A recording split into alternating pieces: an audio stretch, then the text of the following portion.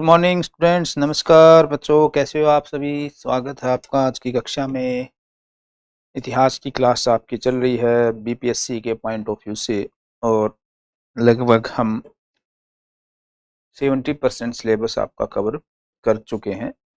आज इतिहास में हम शुरू करेंगे बच्चों मध्यकालीन भारत में, जहां प्रॉपर एक वंश या दो प्रकार के काल जो हैं वो काफ़ी इम्पोर्टेंट वैल्यू रखते हैं, महत्व रखते हैं, जिसमें एक आपका आता है सल्तनत काल और एक आता है मुगल काल। लास्ट क्लास में हमने आपको बताया था कि कैसे महमूद गजनवी और मोहम्मद गोरी का भारतीय इतिहास से एक अजीब सा ही तालमेल रहा है। एक जहां अकूत संपदा धन संपत्ति लूटने आया महमूद गजनवी, दूसरा आपका आता है भारत में इस्लामिक सत्ता की स्थापना के लिए। और हालात दोनों के आक्रमण में लगभग 100 साल का डिफरेंस है और परिस्थितियां सेम है। गजनवी के समय भी हमारा देश अलग अलग छोटे छोटे वंशों में, राजाओं में बटा हुआ था, और जब गौरी ने आक्रमण किया तब भी हमारा देश ऐसे ही चालुक्य, चोल, परमार, चौहान इनमें बटा हुआ था, क्योंकि शक्ति एक नहीं थी, सत्ता एक नहीं थी, बटे बटे सामंतवादी सिस्टम था भाई, छोटे छोटे राज्य थे और ऊपर से एक दूसरे से आपस में लड़ते रहते। चलो छोटे हो तो भी मान लिया जाए, कोई बात नहीं भी, छोटे हैं कोई दिक्कत नहीं, लेकिन कम से कम यूनिटी होनी चाहिए। अगर आपके अंदर यूनिटी होती तो आपके तो इतने बड़े बड़े साम्राज्य थे। गौरी गजनवी के पास सेना कहाँ थी, थोड़ी सी तो सेना थी उनके पास, लेकिन उनका एक लक्ष्य था, एक एक विजन था उनका कि करना क्या है। हमारे यहाँ जो राज्य थे, चौहान परमारों से लड़ रहे हैं, सोलंकी चौहानों से लड़ रहे हैं, राष्ट्रकूट पल्लव से लड़ रहे हैं, कन्नौज के ऊपर 3 शक्तियां आपस में लड़ रही हैं, इधर दक्षिण में चोल वंश है वो वैसे ही दूर हो गया, तो मोहम्मद गोरी महमूद गजनवी से उसका वैसे ही सामना नहीं हुआ। तो फिर क्या रिजल्ट हुआ? रिजल्ट वही हुआ कि भारत में अरब आक्रांताओं की जो इतिहास 712 में, हालांकि आक्रमण तो लगभग 300 एडी 250 एडी के आसपास शुरू हो गए थे। सोच के देखो, कहाँ 250 और कहाँ 1000, यानी कि लगभग 750 साल तक ये सिलसिला चलता है।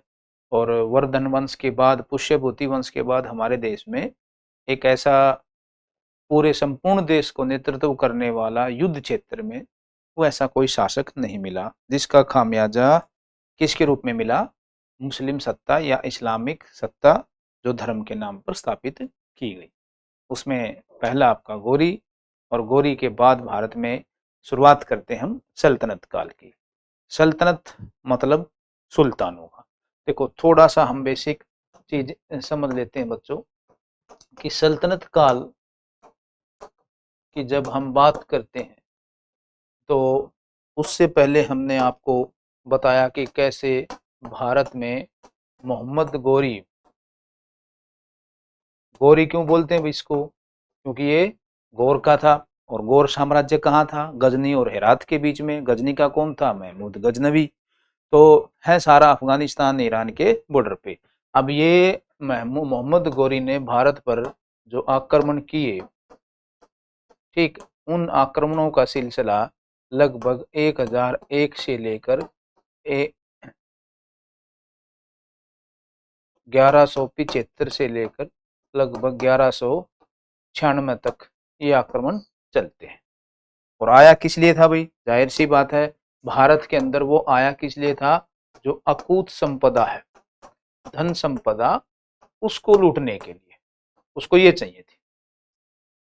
ऐसा ही था? नहीं, उसको अकूत संपदा नहीं, उसको क्या करना था? इस्लामिक सत्ता स्थापित करनी थी। समझ गए? तो ये कंफ्यूज मत होना, कई बार स्टेटमेंट का क्वेश्चन आ जाए तो इस्लामिक सत्ता स्थापित करने के लिए उसने क्या किया था? भारत पर आक्रमण किया था, और उसी का रिजल्ट था क्या? सल्तनत काल। और मोहम्मद गोरी एक स्टेटमेंट देता है बच्चों। क्या कथन देता है? कि मेरे जो गुलाम हैं और मेरे जो दास हैं वो मेरे पुत्रों के समान है, वो पुत्रों के समान है और उनको वही इज्जत और वही हक मिलेगा जो मेरे पुत्रों को मिलता है। इसलिए मोहम्मद गोरी को अपने गुलामों और दासों से बहुत प्यार था।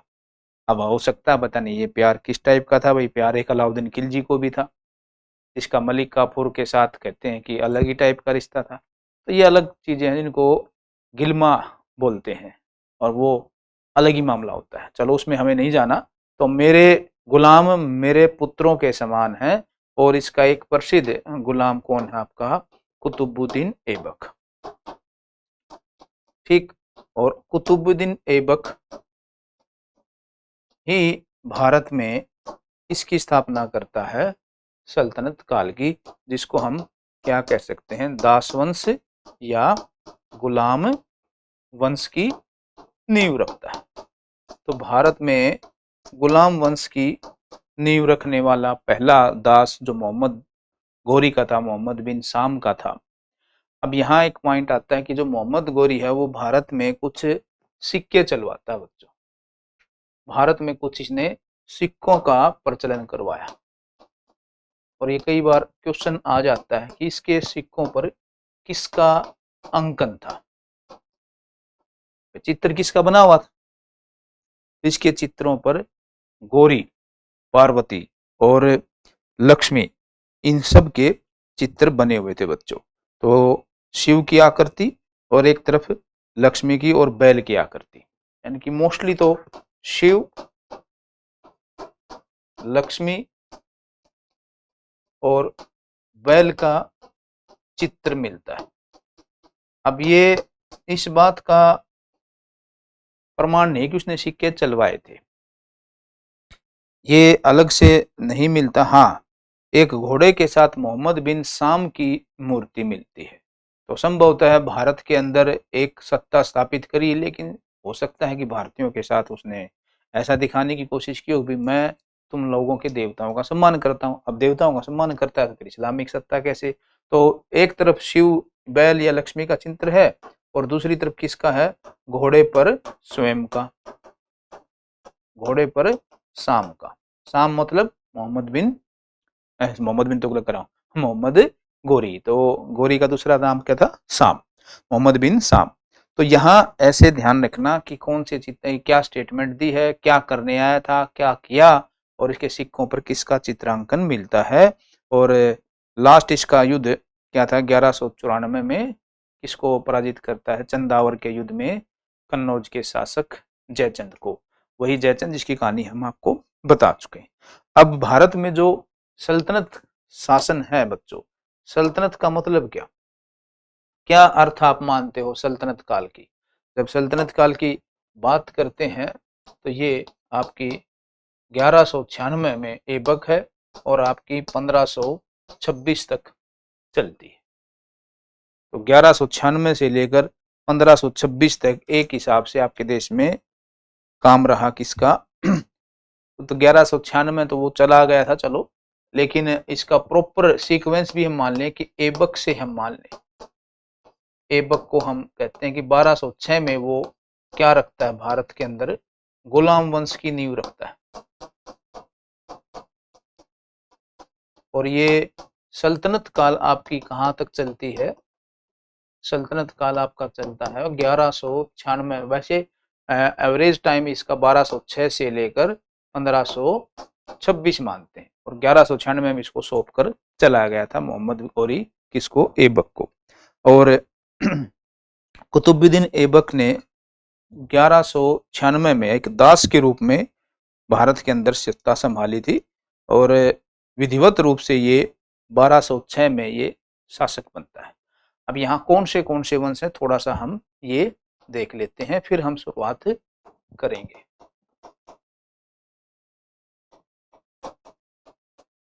सल्तनत काल,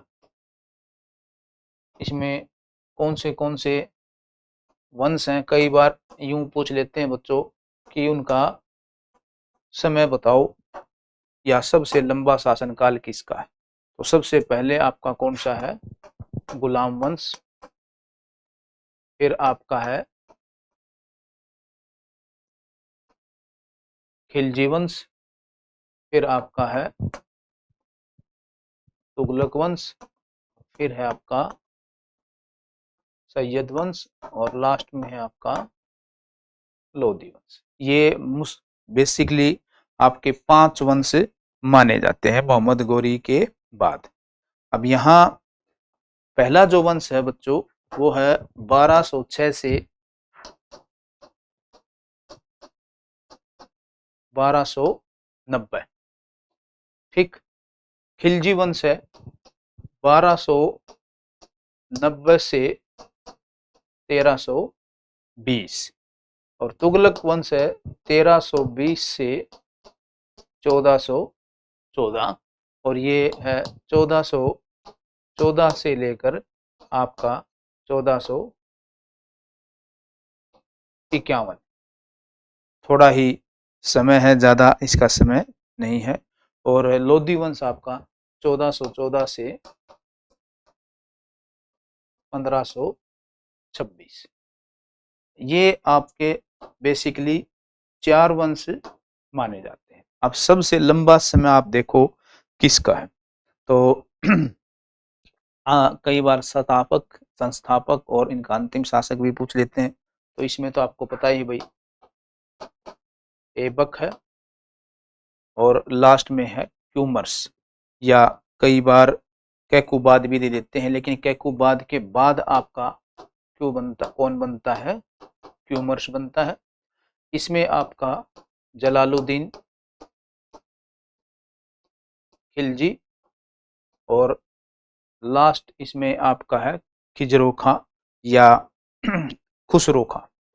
तो खुसरो खां ये कई बार नाम आता है आपका, लेकिन एक बार थोड़ा सा हमें पता होना चाहिए। इसमें आपका क्या है, गयासुद्दीन तुगलक,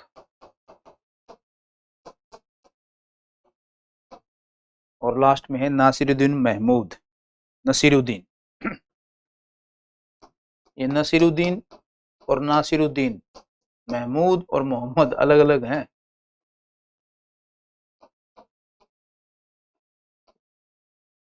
सैयद वंश में है आपका खिजर खां और अलाउद्दीन मसूद शाह।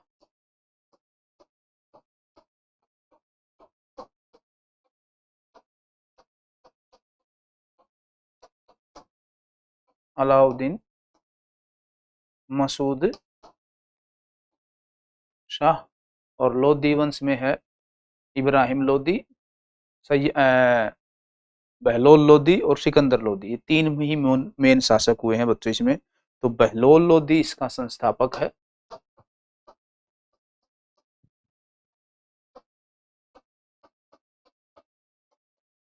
और लास्ट में है आपका इब्राहिम लोधी जो बोबर के साथ युद्ध करता है। तो ये कई बार तो यूं भी आ जाता है भाई संस्थापक कौन है, कई बार ये आ जाता है कर्म लगाओ, और एक ये आ जाता है कि सबसे लंबा शासनकाल किसका है। तो सबसे लंबा आप खुद देखो, लगभग आपका सबसे लंबा शासनकाल तुगलक का रहा है। ये आपका 86 साल है। ये सबसे छोटा साल आपका किसका है, खिलजी का, लेकिन सबसे ज्यादा क्वेश्चन यही खींच लेता है। तो सबसे लंबी अवधि का तुगलक काल का, और सबसे बड़ा साम्राज्य भी सल्तनत में तुगलक काल का ही है। तो यहाँ एक पॉइंट ध्यान रखना, कौन सा शासक मतलब वंश जो है वो पहले है, उसका क्रम कौन सा है, या फिर ये भी पूछ लेंगे कि सबसे लंबी अवधि का काल किसका रहा है और सबसे छोटी अवधि का काल किसका रहा है। कई बार फैक्ट पूछ लेते हैं। और एक क्रम, एक ये पूछ लेते हैं कि भाई सल्तनत से तुम समझते क्या। देखो, जब सल्तनत की बात करते हैं तो सल्तनत का मतलब होता है बच्चों सुल्तान। ठीक है। और जो इस्लाम की बात करें हम, इस्लामिक जो कल्चर है, तो इस्लाम में सबसे ऊपर पहले कौन है इनके हिसाब से, खुदा है। खुदा के बाद क्या है, पैगंबर है, जो उसके दूत बन के आते हैं। जैसे सनातन में दूत लेके आते हैं, मतलब कि एक अवतारवाद सिस्टम है, यहाँ पर पैगंबर कहते हैं। पैगंबर के बाद आपका क्या आता है, धार्मिक गुरु, जिसको क्या कहा जाता है, खलीफा। और खलीफा के बाद आता है शासक, और शासक के बाद क्या आती है? जनता। अब पॉइंट क्या है बच्चों कि यहां सल्तनत काल में जो सुल्तान है वो खलीफा से क्या प्राप्त करता है? पदवी, स्वीकृति। किसकी? शासन।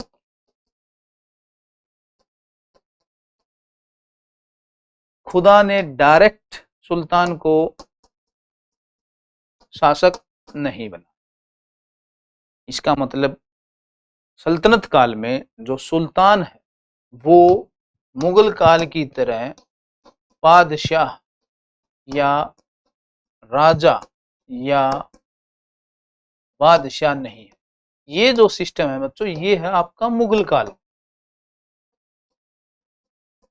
और मुगल काल में कहता है कि जो बादशाह या राजा है वो डायरेक्ट अधिकृत है, एथोराइज्ड है, अधिकृत है। किसके लिए? फॉर रूलिंग, यानी कि शासन करने के लिए सिद्ध अधिकृत है। इसका मतलब यहां ये क्या कहते हैं, खलीफा की जरूरत नहीं है, खलीफा की जरूरत नहीं है, ये स्वयं शासन करते हैं। यानी कि इनको सीधा पावर किससे मिली है शासन करने की? पावर फ्रॉम खुदा से, यानी कि भगवान ने, खुदा ने इनको स्वयं पावर दी है। सल्तनत काल में क्या है कि खुदा के माध्यम से ऐसे पावर आई है और फिर गई है आपके पास, फिर आपने जनता पर क्या किया है? शासन किया है। इसलिए ये स्वयं को सुल्तान कहते हैं। यानी कि धर्म का मामला थोड़ा सा यहाँ आगे है।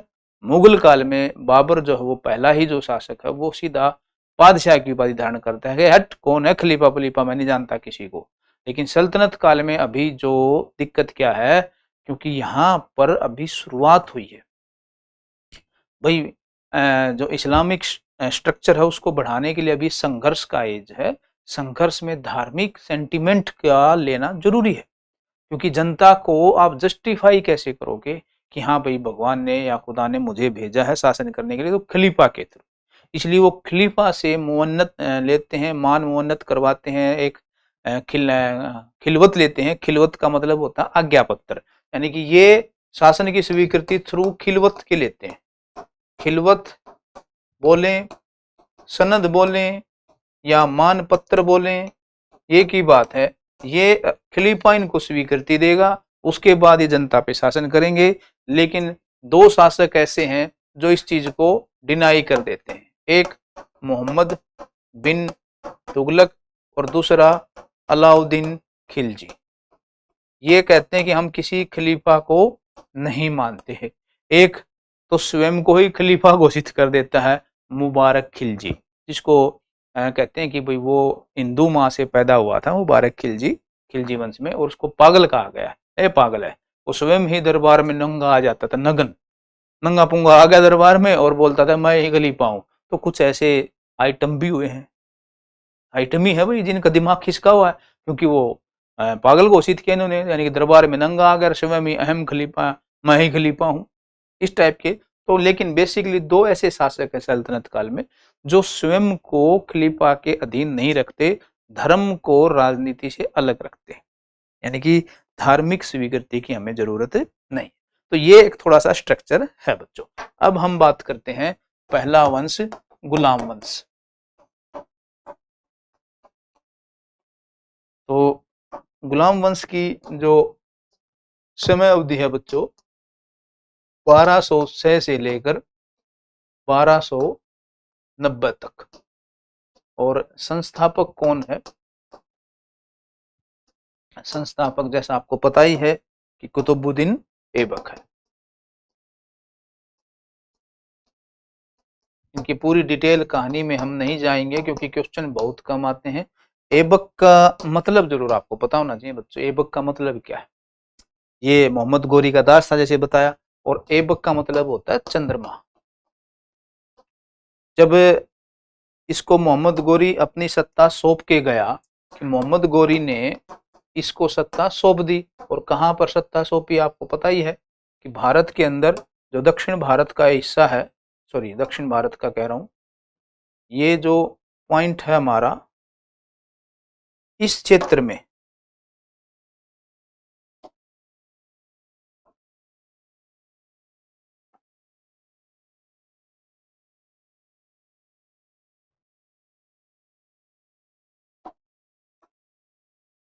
ये जो क्षेत्र आपको पता ही है कि सारा यहाँ पर ही था मामला कहानी।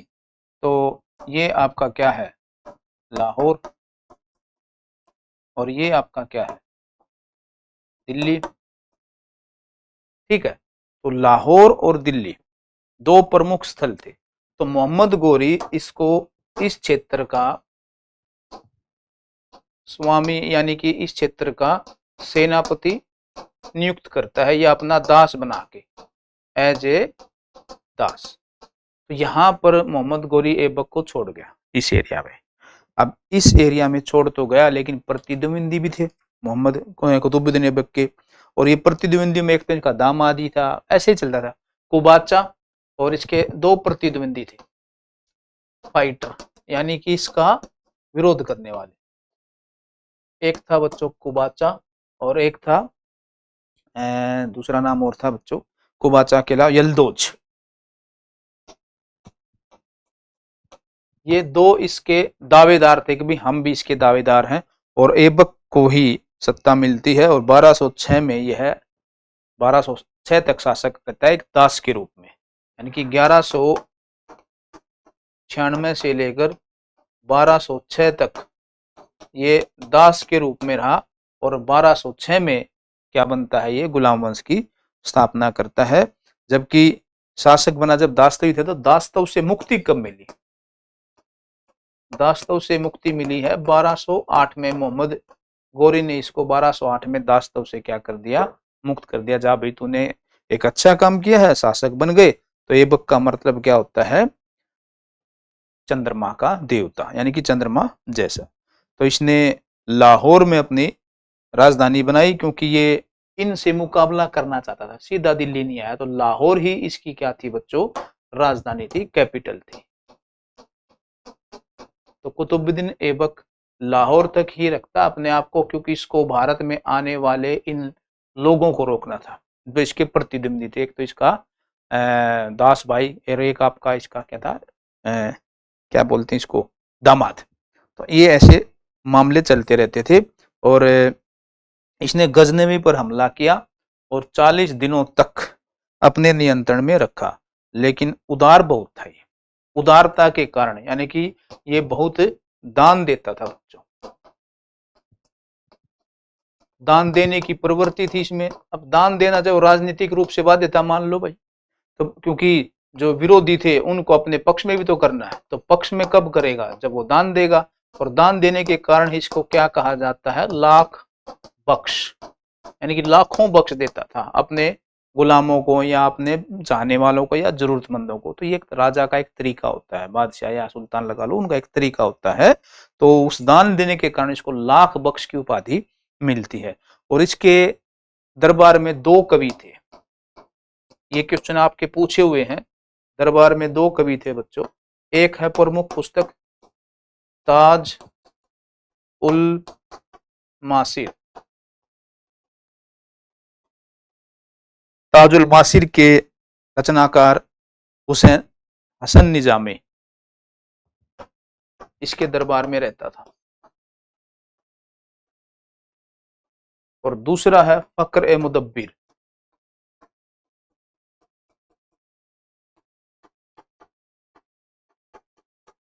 ये इसके दरबार में रहता। दो रचनाकार इसके दरबार में थे बच्चों, एक फक्र मुदब्बिर और एक था ताजुल मासिर का रचनाकार हसन निजामी। और प्रसिद्ध क्वेश्चन आपको पता ही है, इसने क्या बनवाया था दिल्ली में, कुतुब मीनार की शुरुआत करी। शुरुआत तो करी लेकिन पूरी हुई नहीं, जिसको कुव्वत उल इस्लाम मस्जिद भी कहते हैं।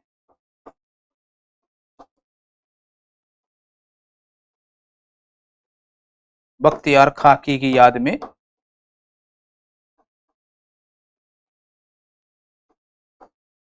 बख्तियार खाकी की याद में इनका एक धार्मिक क्लिप गुरु मान लो, उनकी याद में कुव्वतुल इस्लाम मस्जिद की शुरुआत की। और एक चीज और है कि आपको बता चुका हूं मैं, थोड़ा सा ये हमारा दिमाग लगाओ, हिंट दे देता हूं मैं आपको। ये अजमेर में, अजमेर में इसने क्या बनाया था? 2.5 दिन का झोपड़ा। क्या थी ये? बिल्डिंग थी या क्या था? ये किस प्रकार का स्ट्रक्चर था? ये था मस्जिद। और ये किसको तोड़कर बनाई थी? मैं बता चुका हूं। तो ऐबक ने शासक बनने से पहले ही या शासक बनने के बाद, शासक बनने से पहले ये 2.5 दिन का झोपड़ा और किसको तोड़ा था? संस्कृत विद्यालय,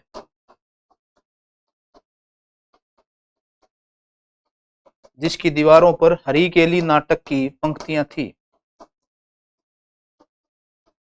ठीक। और ये हरिकेली नाटक किसका रचा हुआ था? बीसल देव।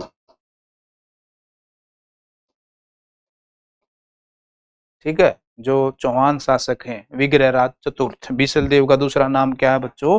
विग्रहराज चतुर्थ। तो इस हिसाब से आपके क्या बनते हैं ये ऐबक का, इससे ज्यादा हमें पढ़ने की जरूरत नहीं है। और पहली मंजिल का ही निर्माण ये करवा पाया था इल्तुतमिश। बाद में इल्तुतमिश करवाता है, लेकिन मंजिल टूट गई थी, इसकी रिपेयरिंग फिर मोहम्मद बिन तुगलक भी करता है। और एक किला राय पिथौरा के पास एक नगर का भी निर्माण करता है। तो यहाँ एक क्वेश्चन आ जाए, दिल्ली में किला ए राय पिथौरा के पास एक नगर, और ये टोटल जो दिल्ली के हैं ना बच्चों, टोटल दिल्ली के 7 नगर हुए हैं। ठीक है, उन 7 नगरों में ये पहला नगर कौन बनाता है? कुतुबुद्दीन ऐबक। फिर लास्ट में ये कैसे मरा? युद्ध में मरा या वैसे ही? कुतुबुद्दीन ऐबक घोड़े से गिरकर मरा। क्या कर रहा था ये?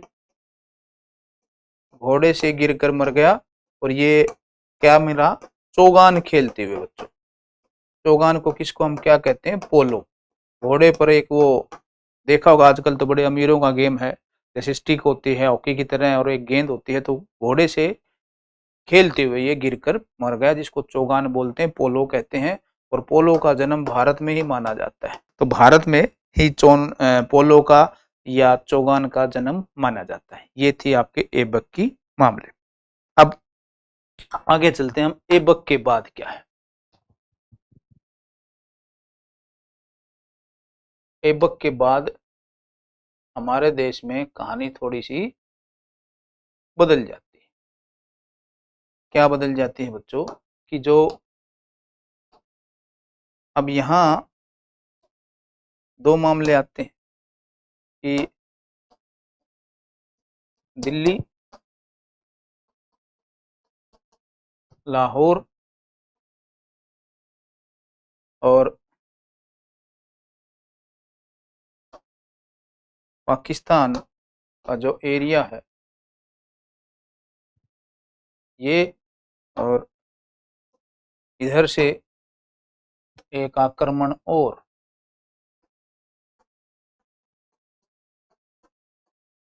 आक्रमण किसका है?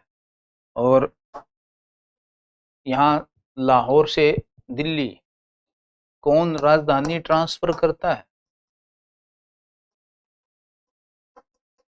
राजधानी ट्रांसफर कौन, किसकी बात कर रहा हूं अब मैं?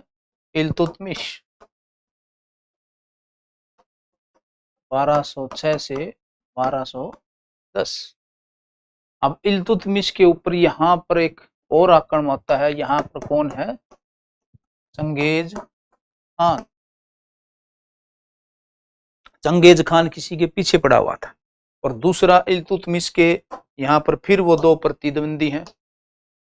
यहाँ 2 प्रतिद्वंदी वही कौन? आपका यल्दोज और कुबाचा, ये भी रुके हुए हैं। 2 प्रतिद्वंदी भी हैं, ठीक है, और चंगेज भी एक पीछे फंसा हुआ है। कौन आक्रमण चंगेज किसके पीछे लगा हुआ है? जलालुद्दीन मंगबरनी। थोड़ा सा मैं इसलिए लिख रहा हूं कि कहानी थोड़ी सी समझ में आ जाए। ये जलालुद्दीन मंगबरनी के पीछे कौन पड़ा हुआ है? चंगेज का। इधर इल्तुतमिश का जब यहाँ ऐबक का मृत्यु हुई तो इल्तुतमिश अपना आराम शाह को उत्तराधिकारी घोषित कर देता है, ठीक है, और ये आपकी क्या है? सिंधु नदी है, ठीक है, और इल्तुतमिश से पहले आराम शाह को अपना उत्तराधिकारी घोषित कर दिया। किसने? ऐबक के समय। अब यहाँ इल्तुतमिश जब ऐबक का दामाद भी था और ऐबक की जब मृत्यु हुई तो इल्तुतमिश बदायूं का क्या था? गवर्नर। तो इल्तुतमिश जब ऐबक मरता है तो बदायूं का गवर्नर था और वहां के सरदारों ने किसको बादशाह नियुक्त कर दिया? सुल्तान आराम शाह को। तो लेकिन इल्तुतमिश ने कुछ कंडीशन अच्छी थी भी, वहां के सरदारों ने, गुट तो बनते ही थे, एक सरदारों मतलब के गुट ने इल्तुतमिश को इनवाइट किया कि आप आ जाओ, ये आराम शाह बकवास है, योग्य है, इसके बस का कुछ है नहीं। तो जूड की लड़ाई में, एक जूड की लड़ाई में होती है, तो इसको इल्तुतमिश हरा देता है और स्वयं क्या बनता है? सुल्तान। हरा दिया और स्वयं क्या बन गया? सुल्तान। इल्तुतमिश शासक बन जाता है 1206 में। 2-4 महीने के लिए ही आपका ये आराम शाह शासक बनता है, ज्यादा समय के लिए नहीं बनता। दत्तक पुत्र था ये कुतुबुद्दीन ऐबक का। दत्तक का मतलब गोद लिया हुआ पुत्र। अब यहाँ इल्तुतमिश शासक बनता है। अब समस्या आई कि उसने सबसे पहले शासक बनते ही क्या किया? राजधानी को क्या बनाया? लाहौर से दिल्ली, क्योंकि वो भारत के अंदर साम्राज्य विस्तार करना चाहता था। और इल्तुतमिश के सामने एक बंगाल का स्वतंत्र शासक था अली मर्दान खां। तो इल्तुतमिश ने अपने पुत्र नसीरुद्दीन को वहां भेजा और अली मर्दान का मामला शांत करवा दिया, किंतु बंगाल को जीत लिया। अब 1516 में इल्तुतमिश ने क्या किया? अपने अभियान करने वाले तराइन के तीसरे युद्ध में कुबाचा को हरा दिया। तराइन का ये तीसरा युद्ध पूछ लेते हैं आपसे कि किसके समय हुआ था। तराइन के 2 तो सबको पता है, 1191, 1192, और तराइन आपका कहाँ पर है? बठिंडा के आसपास का क्षेत्र। तो 1215-16 में यल्दोज के विरुद्ध अभियान किया और उसको पराजित किया। देखिए इसको तो यल्दोज को कब हराया? 1215 में। अच्छा ये मैंने 1206 से 1210 कर दिया, ये 1211 से 1236 है।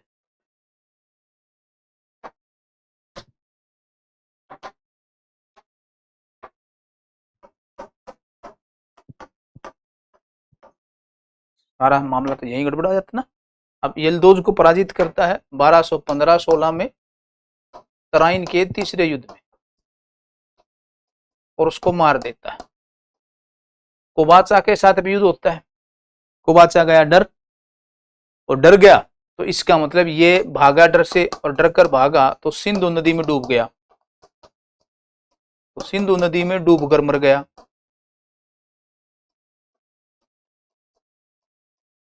तो 2 व्यक्ति थे इसके जो प्रतिद्वंदी थे, एक को तो तराइन के युद्ध में स्वयं हरा देता है यल्दोज को, और कुबाचा जो वो भाग रहा था और उसके खिलाफ जब युद्ध किया तो वो भागने लगा, भागा तो सिंधु नदी में डूबकर मर गया और मंगोलों का खतरा मंडराने लगा। इससे समस्या देखो, इल्तुतमिश बेचारा इतना समस्या में था कि कहा गया है कि वास्तविक संस्थापक इल्तुतमिश को ही माना जाता है, क्योंकि समस्याएं तो इसने फेस की।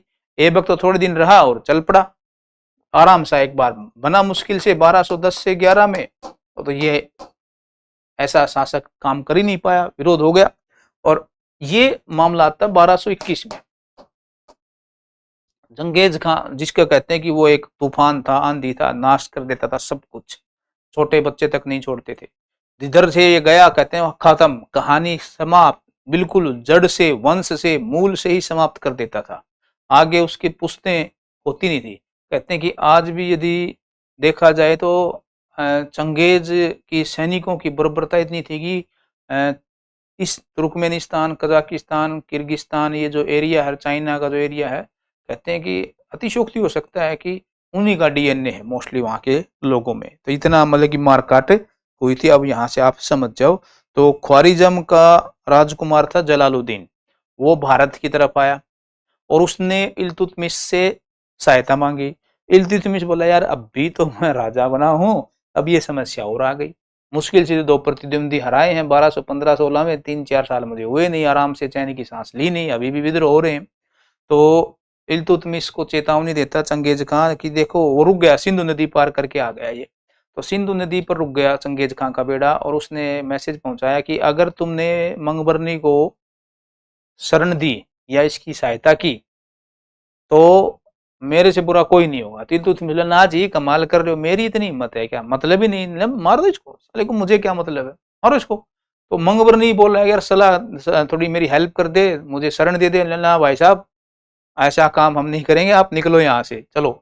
तो इसने कूटनीति का परिचय दिया, दूरदर्शिता का परिचय दिया। इसी को बोलते हैं आती हुई समस्या को रेको। तो मंगबरनी क्या करता है बेचारा, इसलिए इस दूरदर्शिता बोलो, कूटनीतिक बोलो, घाघता बोलो। अब वहां एक तरह तो भाई बात उसकी भी ठीक है, चाणक्य की, साम दाम दंड भेद से अपना साम्राज्य बनाना था, तो मैंने कौन सा उसे सर्टिफिकेट लेना था, चल भाग यहाँ से, नहीं देनी जरूर सहायता।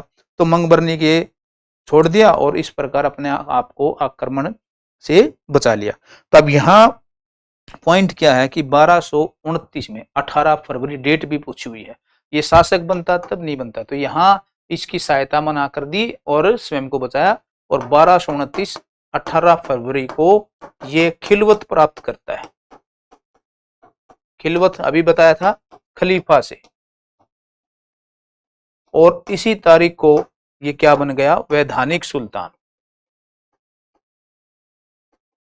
ये डेट पूछी हुई है बच्चों, वैधानिक सुल्तान ये कब बनता है, 18 फरवरी 1229 को, यानी कि पहला शासक जो खलीफा की पदवी लेता स्वतंत्र। और इसने तलवार के दम पर शासन किया था भाई, सबको रहा, तो इसलिए इसको शमसी वंश बोलते हैं, ध्यान रखना। इल्तुतमिश को शमसी वंश का संस्थापक बोलते हैं। गुलाम वंश में भी कई बार इलबरी, तुर्क, शमसी, और इसी शमसी वंश का मतलब इसने क्या स्थापना की थी, तुर्क ए चहलगानी,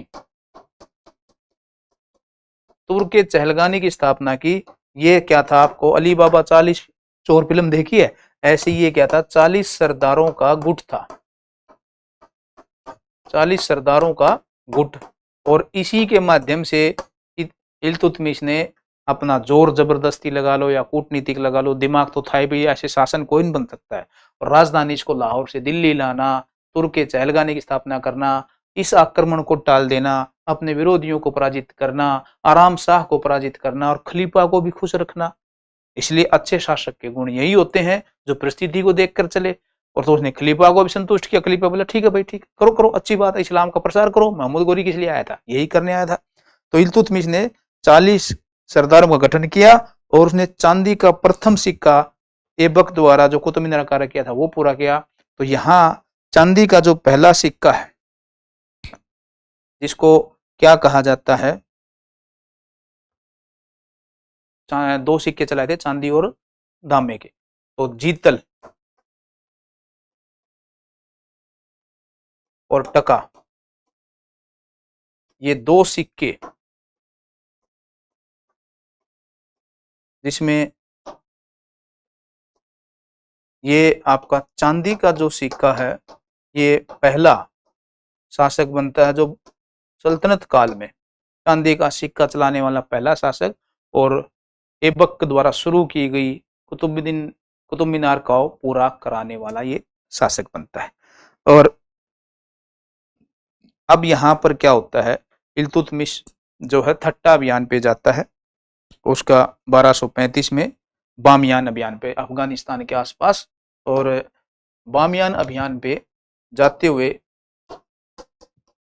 भाई अभियान तो चलते रहते थे, ठट्टा पे मोहम्मद बिन तुगलक मरता है, तो बामियान अभियान इसने 1235 में शुरू किया और 1236 में इसकी इस अभियान के दौरान क्या हो गई, मृत्यु हो गई। तो दिल्ली का वास्तविक संस्थापक या सल्तनत काल का वास्तविक संस्थापक दो रूपों से माना जाता है, क्योंकि इसने एक वक्त तो बेचारा थोड़े समय के लिए रहा, लाहौर से आगे बढ़ ही नहीं पाया, इसने दिल्ली तक बदायूं का गवर्नर तक ये बनता है। तो क्या क्या रहा इल्तुतमिश, ऐसे भी स्टेटमेंट के क्वेश्चन आ सकते हैं। क्या किया, ये भी आ सकते हैं। किस किस का आक्रमण हुआ, ये भी क्वेश्चन आ सकता है। तो तराइन का तीसरा युद्ध किसके समय हुआ, इसने देखो रणथंबोर जीता, ग्वालियर जीता, मंदावर जीता, नागौर जीता, सांभर जीता। सांभर मतलब जो आपका राजस्थान की झील है, बयाना क्षेत्र, भरतपुर का क्षेत्र, ये जीते। और मालवा तक आक्रमण करता है 1234-35 में। तो यानी कि मध्य प्रदेश यानी कि इस एरिया में, ये जो एरिया है बदायूं से लेकर इस प्रकार और ये सांभर तक होते हुए यहाँ तक का एरिया इल्तुतमिश का। तो यहाँ सारी चीजें आपकी किसकी मानी जाती हैं, इसलिए क्योंकि सत्ता को बढ़ाना, उसको बनाए रखना, चुनौतियों का सामना करना, ये चीजें होती हैं बच्चों। अब इल्तुतमिश के बाद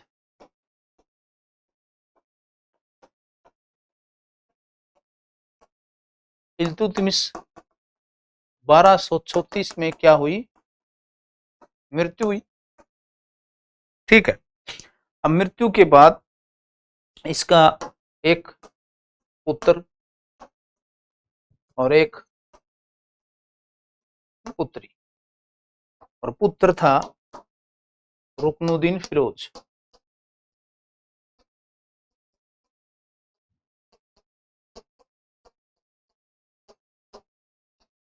ठीक है। और इसकी मां थी वही शाह तुर्कान।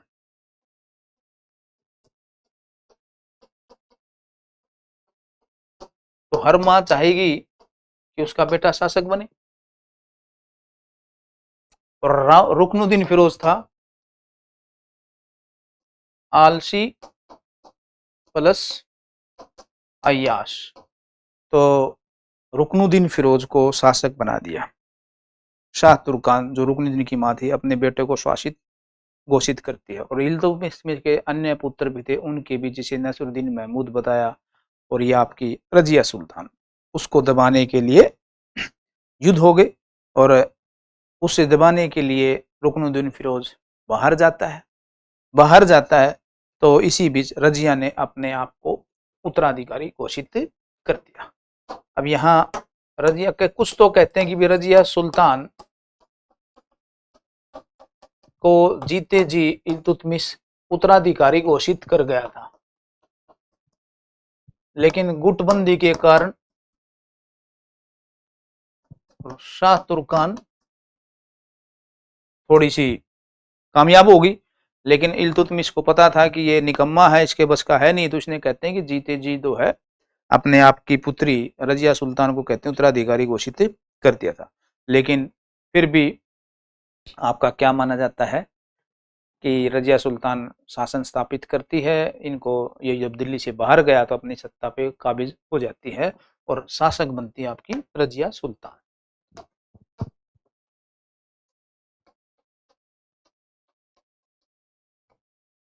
रजिया सुल्तान 1236 से 1240 तक शासक है। कहते हैं कि ये भारत की पहली महिला शासिका। वाह जी वाह, भारत की पहली महिला शासिका। चलो कोई नहीं, तो ये चीजें हैं। अब भारत के अंदर जब सुल्तान की बात आती है भाई, बात आती है तो मामला ये आता है कि क्या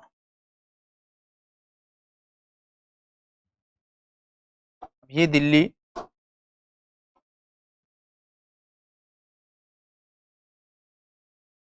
अब क्वेश्चन क्या बनते हैं, ये देखो आप।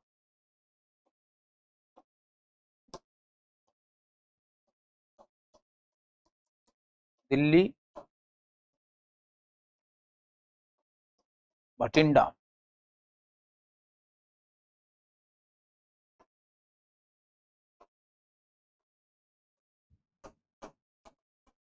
कैथल, इनका रोल है सबका। रोल क्या है कि पहली महिला शासक, ठीक है, बन गई भाई। रजिया ने अमीर वर्ग में गैर तुर्कों को शामिल कर लिया। अब गैर तुर्कों को शामिल कर लिया, खासकर एक अबिसिनियाई दास है,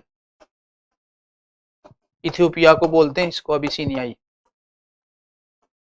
अबिसिनियाई दास याकूत। याकूत को ये क्या बना देती है, दीवाने आखुर। आखुर क्या होता है? दीवाने आखुर का मतलब क्या हुआ बच्चों? घुड़शाला प्रधान।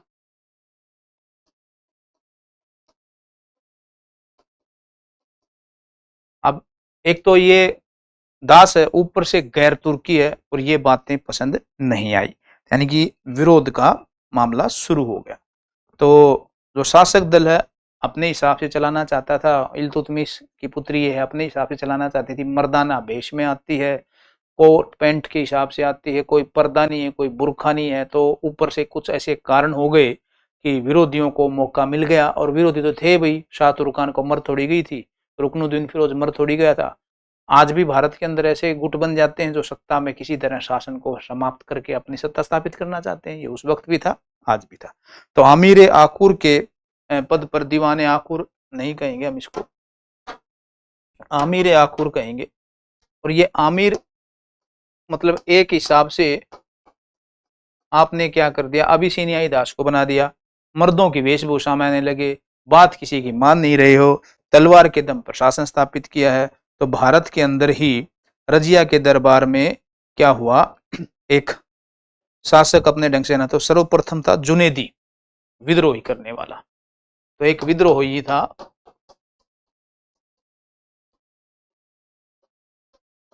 जुनेदी, उसको दरबार में ही मार डाला।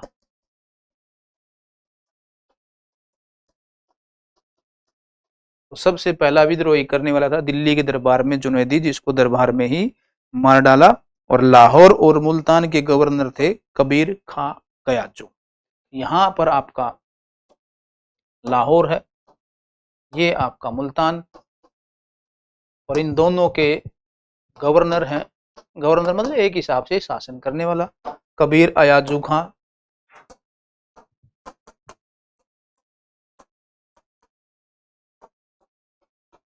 अब ये घटनाएं चल रही हैं, तो लाहौर और मुल्तान के गवर्नर कबीर अयाजू खां ने विद्रोह कर दिया, और उसका दमन करने के लिए रजिया सुल्तान क्या करती है, लाहौर छीनकर, मुल्तान छीनकर बठिंडा के गवर्नर अल्तुनिया को दे दिया। मतलब कि अयाजू खां के खिलाफ किसको भेजती है, बठिंडा के गवर्नर अल्तुनिया को। अल्तुनिया ने इसको समाप्त किया, मतलब कि इसको हरा दिया। तो पहला विद्रोह जो जुनैदी ने किया उसको समाप्त करती है। फिर आपके लाहौर और मुल्तान के गवर्नर कबीर अयाजू या याजू भी बोल देते हैं, इसने विद्रोह कर दिया भाई, और इसको दबाने के लिए अल्तुनिया को भेज दिया। और अल्तुनिया के विद्रोह के दौरान क्या हुआ, यहाँ ये जब आती है तो पीछे से दिल्ली से खुद चलती है ये स्वयं, और बठिंडा के अल्तुनिया के साथ भी मामला साठ काट गड़बड़ा जाता है। तो दिल्ली के अंदर एक गुट का प्रमुख है ऐतगीन। ऐतगीन किसको शासक बनाना चाहता है, बहराम शाह को।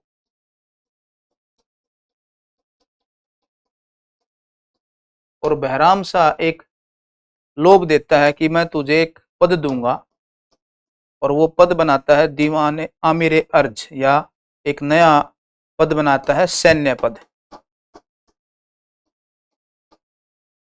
ऐतगीन को मजा आ गया, ठीक है मुझे सैन्य पद दे दो। तो जब ये बठिंडा के गवर्नर की शक्ति बढ़ गई, तो उसको हराने के लिए नजिया बठिंडा की तरफ जाती है। तो पीछे से ऐतगीन जो है विद्रोह कर देता है दरबार में, और रजिया को क्या किया, वजीर ने, जो ऐतगीन था, रजिया के भाई बहराम शाह को शासक बनाने की बात चलती। पहले तो रजिया ने शादी की दीवाने आखुर अमीर आखुर घुड़साला प्रधान याकूत से। याकूत बाद में युद्ध में मारा गया। फिर अल्तुनिया और इसकी लड़ाई हो रही थी रजिया सुल्तान की। पीछे से देखा कि बहराम शाह की बढ़ावा दिया जा रहा है, तो रजिया सुल्तान भी डर गई और अल्तुनिया जो आपस में लड़ाई करे थे, अल्तुनिया को बोला कि बन लेना शासक। रजिया बोली तू बन लेना, क्या फायदा लड़ने से। तो उधर क्या, रजिया ने और अल्तुनिया ने फिर शादी कर ली। यानी कि याकूत की अभी तो राख भी ठंडी नहीं हुई थी, रजिया ने अल्तुनिया से शादी कर ली और दोनों क्या हुए, बठिंडा से दिल्ली की तरफ आने लगे। इधर ऐतगिन के नेतृत्व में बहराम शाह अपने आप को शासक घोषित कर देता है और वजीर को भेज देता है। तो रजिया के भाई बहराम शाह को शासक बनाया और लास्ट में कहते हैं युद्ध में लड़ते हुए कैथल के समीप दोनों मारे गए, ऐतगिन भी और अल्तुनिया भी और ये रजिया सुल्तान भी। और 1240 में कैथल के पास इसकी क्या बना दी गई, समाधि, जिसको हम क्या कह सकते हैं आज, मकबरा। तो 1240 में इस प्रकार ऐतगिन के सहयोग से बहराम शाह ने बढ़ावा दिया और बहराम शाह ने इसको समाप्त करवा दिया और स्वयं क्या बन गया, शासक बन गया। तो नायब ए ममलिकात, ये जो सैन्य पद है ना, ये बनाया था, ये पूछा हुआ है बच्चों, नायब ए ममलिकात। तो नायब ए ममलिकात आपका पहला व्यक्ति बनता ऐतगिन, जो बहराम शाह के द्वारा ये पद बनाया गया था। और ऐतगिन को जैसा वादा किया था, ऐतगिन ने विद्रोह दबाया, बठिंडा के पास अल्तुनिया और ये दोनों मारे गए, रजिया सुल्तान। तो रजिया सुल्तान के बारे में पूछा गया है कि कौन सी महिला शासक थी, पहले आपको बता दिया, और पुरुषों की वेशभूषा में आती थी और अपने आप को सुल्तान बोलती थी, न कि सुल्ताना। तो ये एक दो क्वेश्चन आपके बन जाते हैं। तो आमिर आखुर, तो 3 पॉइंट है, गैर तुर्कों को शामिल करना, आमिर आखुर बनाना अबिसिनियाई दास को, और मर्दों की वेशभूषा में आना, स्वयं को क्या बोलना, मर्द बोलना, बुर्का ना पहनना, पर्दा न करना, और इस हिसाब से इसका विद्रोह हुआ।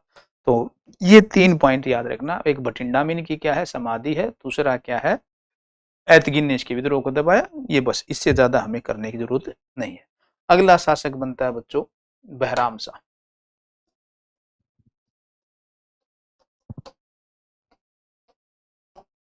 बहराम शाह का जो समय है वो है 1240 से 1242 तक।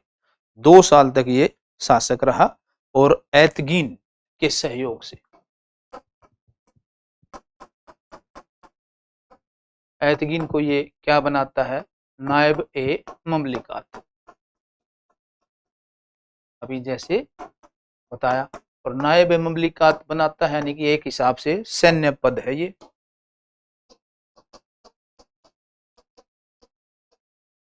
तो इसी ने सैन्य पद बनाया, ऐतगिन को बनाता है। और बहराम शाह के बाद जो शासक बनता है, ज्यादा इसमें खास इंपॉर्टेंट नहीं है, वो है नासिरुद्दीन महमूद। ये नासिरुद्दीन महमूद या मसूद शाह भी बनता है 2 साल के लिए, 4 साल के लिए, 42 से 40। मसूद शाह, अलाउद्दीन मसूद शाह है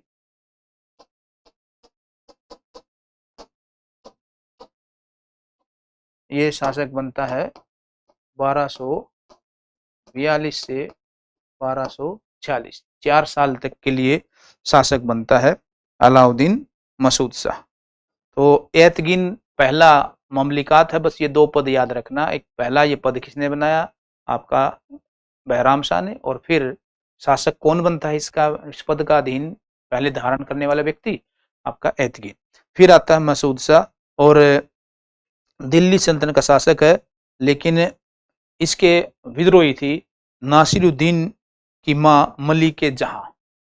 इसका विद्रोही है नासिरुद्दीन महमूद की माता। और ये माता कौन है, 2 व्यक्तियों के नाम बता रहा हूं मैं, मलिकाई जहां। सबका यही है भाई, शासन मिल जाए, साम दांड दंड भेद से मलिकाई जहां विद्रोही करती है, लेकिन किस व्यक्ति के सहयोग से? यहां सहयोग देने वाला कौन है? बलबन। और बलबन के सहयोग से इसको सत्ता से हटा देती है और नासिरुद्दीन महमूद अगला क्या बनता है बच्चों? शासक बनता है। और ये शासक बनता है 1246 से 1266। नासिरुद्दीन महमूद। अब नासिरुद्दीन महमूद जो है वास्तविक सत्ता अब बलबन के समय है, बलबन इसका अधिकारी है। बलबन एक दास था ये भी, और एक सैनिक के रूप में, एक सेना के सैनिक, नॉर्मल एक सैनिक के रूप में भर्ती होता है, लेकिन अपनी कूटनीति, अपनी चालाकी, अपनी क्षमता, अपनी योग्यता से वो शासक बनता है। तो बलबन ने खुश होकर इसका साथ दिया, तो नायब ममलिकात बनाता है बलबन को, यानी कि ये खुश होकर अब इसको क्या बनाता है? नायब ए ममलिकात, यानी कि सैन्य पद दे दिया और साथ ही अपनी पुत्री की भी शादी कर दी। अब ये पुत्री की शादी, सॉरी, बलबन करता अपनी पुत्री की शादी किससे? बलबन ने अपनी पुत्री का शादी भी, अब पुत्री की शादी कर दी तो समधि भी हो गया। पुत्री की शादी बलबन करता है किसके साथ? इसके साथ। तो पुत्री की शादी बलबन ने कर दी और इसलिए बलबन को उलुग खां की उपाधि मिलती है।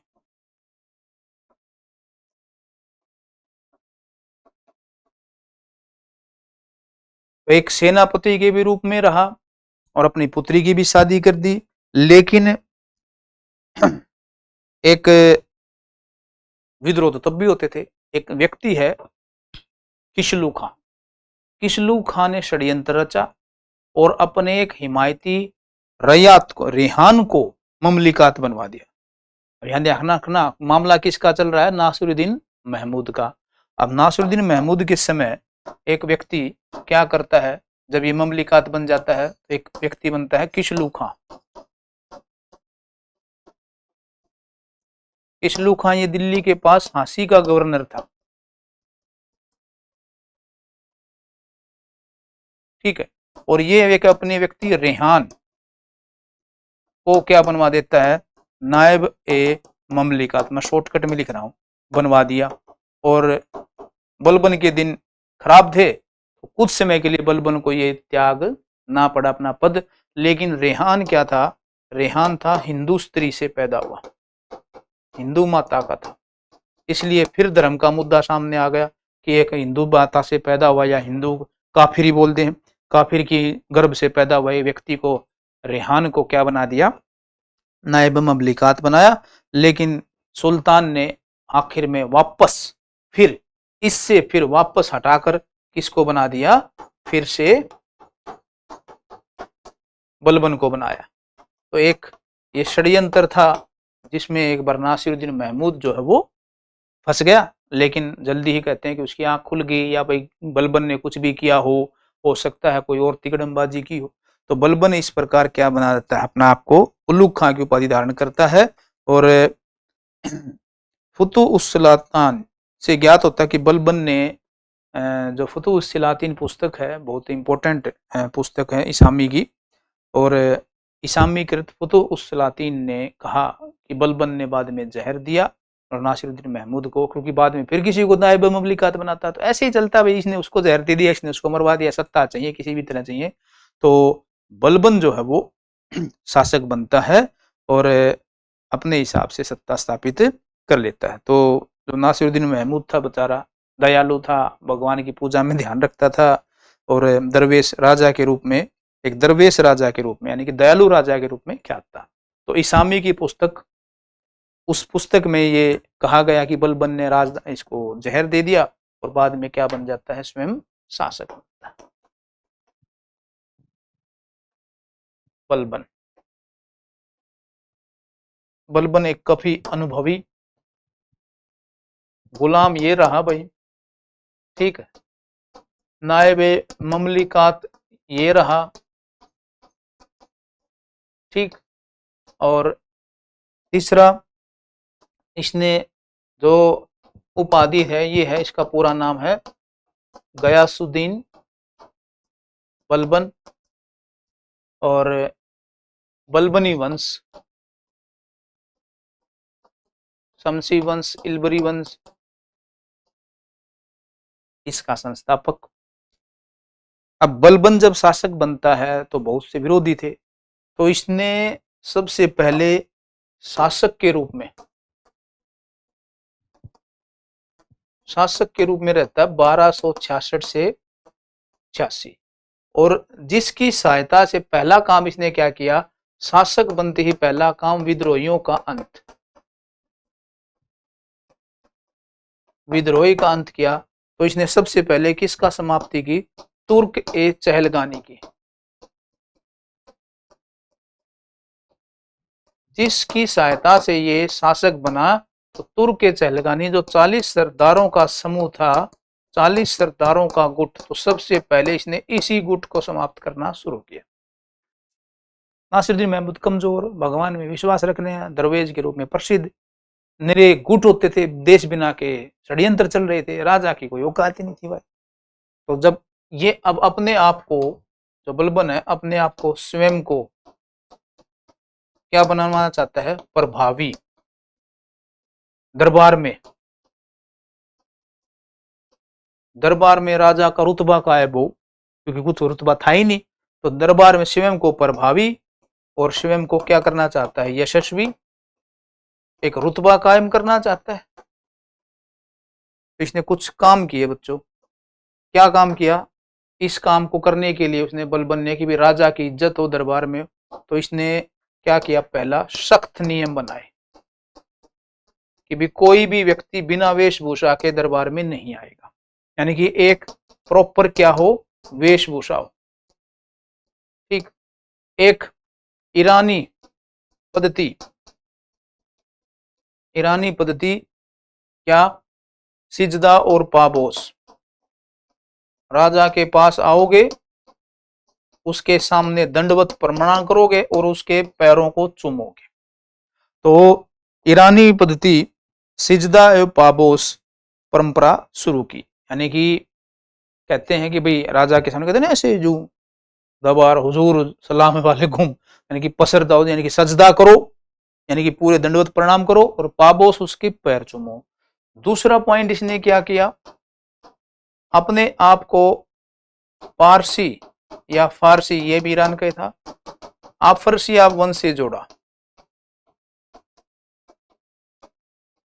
आप फारसी आप वंश का एक रहनुमा घोषित किया। हालांकि था ये बलबन गुलाम ही, इसके माता पिता का कुछ नाम ही नहीं था, यानी कि एक दास परिवार से था, लेकिन अपने आप को ब्लड प्योरीफाई में विश्वास करता था। तो ये आफरसिया वंश यानी कि रक्त की शुद्धता दिखाना चाहता है कि मेरे धमनियों में एक कुलीन वंश का खून बह रहा है और मैं छोटा मोटा आदमी नहीं हूं, क्या तुम मुझे ऐरा गैरा समझ रहे हो। तो इसने क्या किया, अपने आप को एक लंबी अच्छी वेशभूषा में एडजस्ट किया और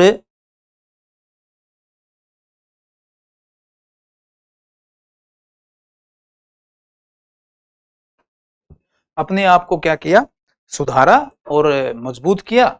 और इसी हिसाब से 2 पॉइंट ऐसे हो गए, सिजदा पाबोस किया, फारसी आफरसिया वंश, और रक्त की शुद्धता कुलीन वंश से जोड़ा।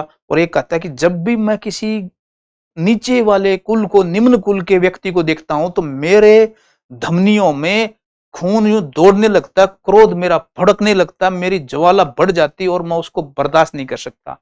ये स्टेटमेंट पूछी हुई है कि कौन सा दिल्ली का सुल्तान कहता है कि निम्न कुल के व्यक्ति को, निम्न यानी कि नीच को देखकर, तो अपने हिसाब से ये क्या बोलता है कि मैं आफरसिया वंश का हूं, जबकि खुद एक गुलाम था, दास था। और बलबन के बारे में इल्तुतमिश भी जानता है। इल्तुतमिश के शायद इसके एक विचार भी थे, वो मैं पूरी इतिहास नहीं बताएंगे उसका, लेकिन यूं है कि भाई बलबन का एक रुतबा ये था कि अच्छा युद्ध 46-20 साल तक तो ये रहा सेनापति, तो युद्ध भी लड़े, अनुभव तो था ही, कहां पर कैसे काम करना ये भी पता था। और साथ ही स्वयं को नियाबत खुदाई घोषित करता है।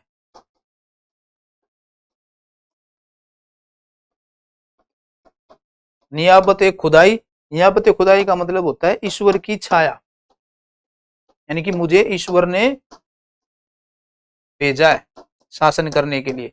तो नियाबत खुदाई जैसे जिले इलाही, अकबर बोलता है ये है नियाबत खुदाई, और इन तीनों को मैं मिला दूं तो ये अकबर का सॉरी बलबन का क्या कहलाता है बच्चों, राजतव सिद्धांत।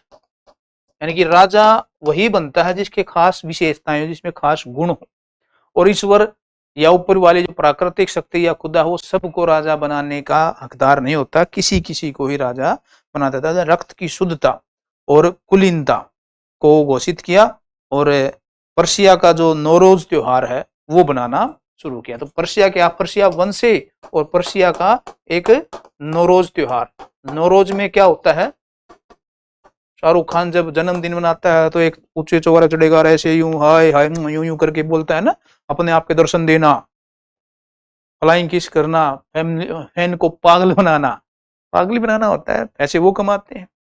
तो जनता भावुक हमारी, तो ये जो त्योहार न्यूरोज त्योहार है ये होता है दर्शन देकर, कि लो भी राजा के दर्शन कर लो, एक आया। तो फारस के फारसी त्योहार न्यूरोज शुरू किया, अपने आप को फारस के फारसिया वंश से जोड़ता है, और खुद को कुलीन वर्ग का व्यक्ति घोषित करता है। ये थे इसने स्थापित किए। हाँ, न्याय व्यवस्था का ये बड़ा वो था मानने वाला, और इसके समय में कोई भी व्यक्ति अन्याय नहीं कर सकता था।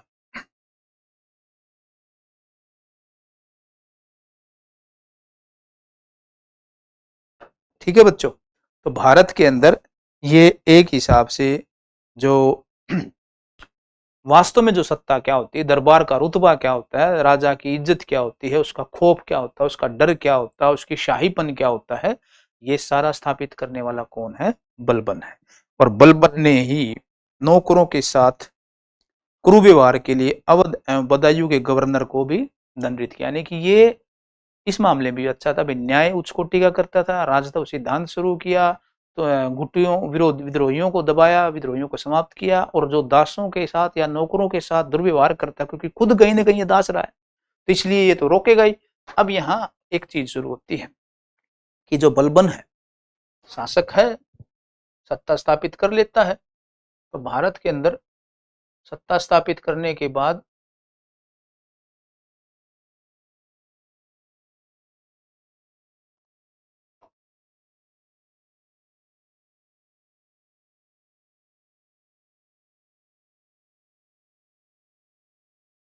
तो ये है इतिहास हमारा, कि भाई हमें थोड़ा सा पता होना चाहिए कि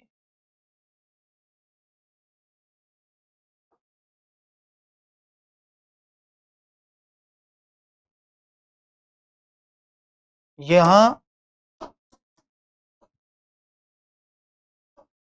बंगाल, ये आपका दिल्ली, और अभी बताया बदायूं के गवर्नर को और अवध के गवर्नर को इसने क्या दी थी, सजा दी थी। और अपने एक बठिंडा, सुनामा और सामना और बटनेर के गवर्नर था इसका भतीजा शेर खां, वो भी ज्यादा कुछ उछल रहा था, उसको कहते हैं विष देकर मरवा डाल। लेकिन इसके दो पुत्र थे बच्चों बलबन के,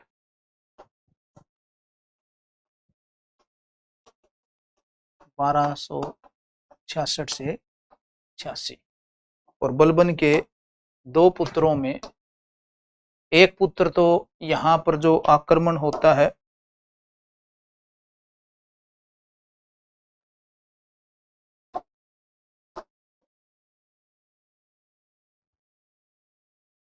एक जो यहाँ फिर समस्या आती है, और यहाँ पर होता है मंगोलों का आक्रमण।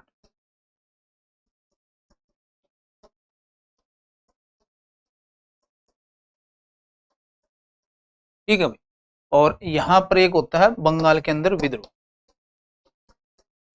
दो प्रमुख बातें हैं इसके समय की। मंगोलों का जो आक्रमण होता है उसका बड़ा पुत्र था राजकुमार बुगरा खां, महमूद खां सॉरी। अब एक पुत्र है बुगरा खां, एक है महमूद खां। तो मंगोलों का जो आक्रमण होता है इसके लिए इसने अपना पुत्र भेजा महमूद। महमूद खां, लेकिन ये मारा गया। तो भाई जवान बेटा था, योग्य बेटा था, महमूद खां मारा गया तो बलबन को बड़ा दुख हुआ। कई दिनों तक कहते हैं ये निराश रहा, दरबार में भी नहीं आया। फिर धीरे धीरे भाई घाव भरता है। संतान का शौक तो चाहे वो हिंदू हो, चाहे मुसलमान हो, चाहे भारत का हो, चाहे दुनिया में कहीं भी हो, भाई संतान का शौक तो शौक ही होता है। तो बलबन थोड़ा सा एक बार ढीला हो गया और 1285 के आसपास की बात है ये, यानी कि इस समय इतना हो गया था। 86 में तो इसकी शौक से क्या हो गई थी, मृत्यु हो गई थी। लेकिन जो इसका दूसरा पुत्र था, तो इसको जब मरा तो शहीद आजम की उपाधि दी गई थी महमूद को। अब शहीद आजम वैसे कौन है? भगत सिंह। शहीद आजम। और बलबन ने मेवातियों और राजपूतों का दमन भी किया। जो मेवात का हिस्सा है यहाँ पर आज जो मेवाती हैं, हालांकि बाद में इनको जलालुद्दीन जो है वो मेवातियों को बसाता है आगे चल के। अब बलबन ने एक नया अभियान वो भी बनाया था, मुख्यालय, एक नया विभाग बनाया था बच्चों। और नया विभाग कौन है? दीवाने अर्ज। नया विभाग बनाया दीवाने अर्ज, सैन्य विभाग। सैन्य विभाग बनाया और नियमित रूप से सेना शुरू की। नियमित रूप से सेना का भर्ती शुरू किया, अलग से सेना बनाई और एक नया विभाग बनाया दीवाने अर्ज। काफी पूछा जाता है बलबन के समय में। और सैन्य विभाग को और राजस्व विभाग को अलग कर दिया, यानी कि वित्त मंत्री यानी कि जो वजीर होता था वो अलग बनेगा और दीवाने अर्ज का काम है वो अलग होगा। और बंगाल में तुगरील खां विद्रोह कर देता है।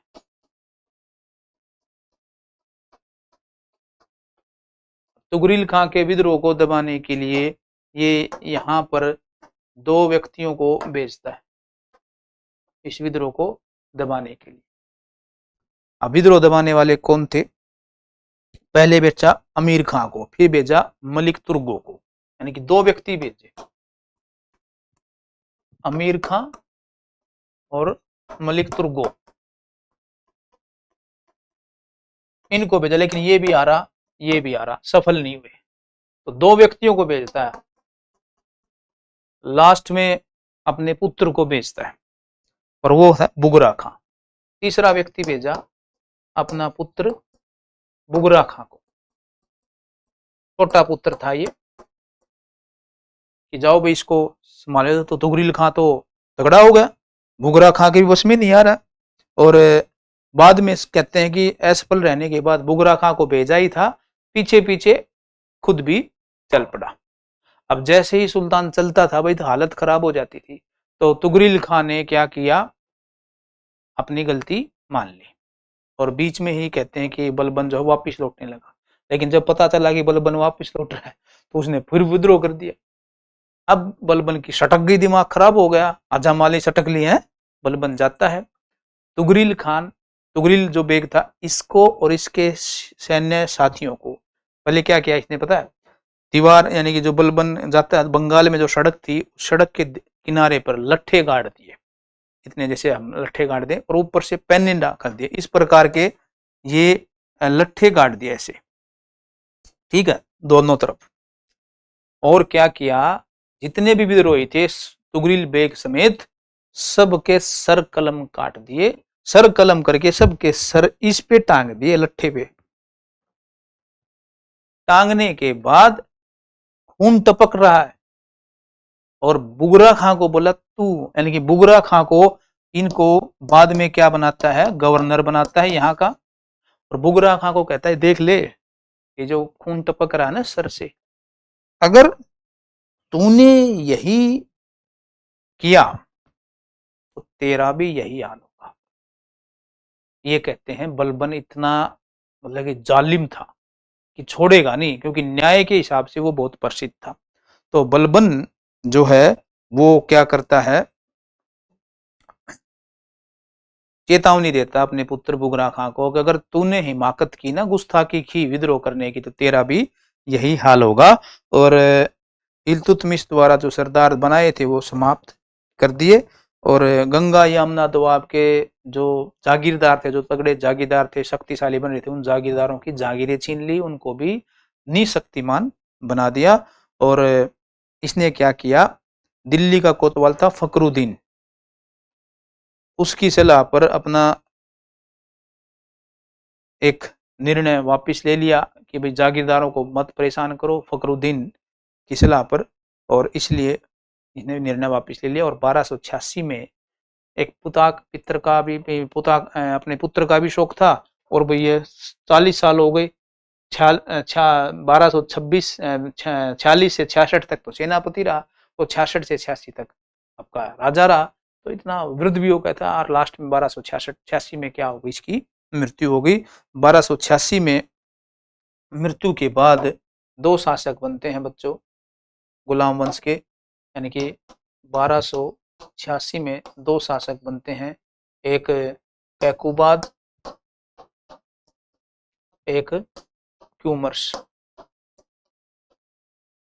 कैकुबाद और क्यूमर्स बनते हैं। कैकुबाद फकरुद्दीन जो कोतवाल है दिल्ली का, अभी जिसको मैंने बताया कि दिल्ली के कोतवाल फकरुद्दीन की सलाह पर वो जैसे वजीरों को वापिस दे दी सत्ता, तो फकरुद्दीन का दामाद था और शक्तिशाली, और उसका दामाद था निजामुद्दीन के हाथों में। और कैकुबाद लकवाग्रस्त था और जलालुद्दीन फिरोज ने इस पर आक्रमण कर दिया। तो जलालुद्दीन फिरोज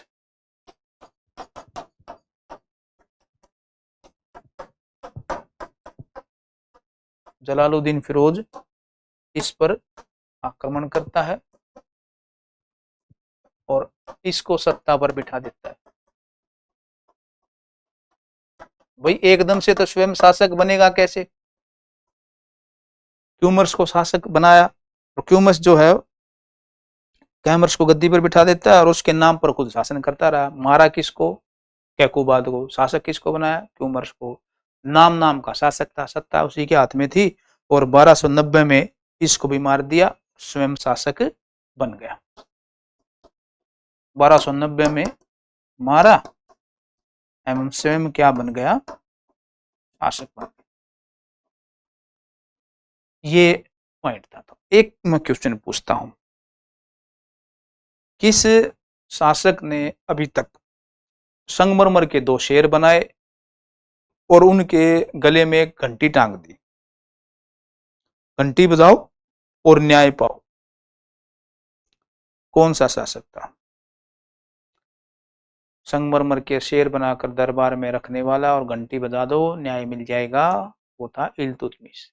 एक न्याय की जंजीर जहांगीर ने भी टंगवाई थी अकबर के बाद।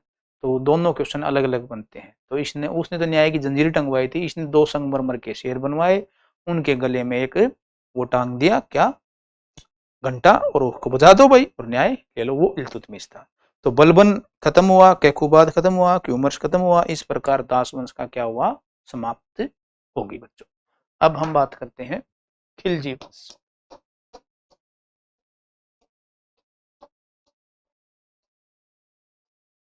खिलजी वंश 1290 से लेकर 1320।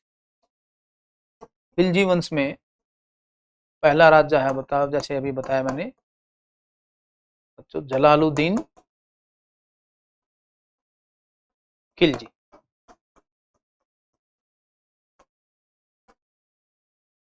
अब जलालुद्दीन खिलजी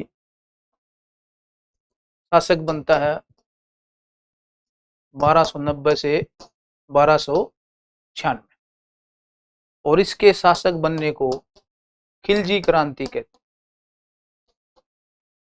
क्योंकि इसने एक वंश कहा स्थापना कर दी जो उनके तुर्क सिस्टम चला रहा था।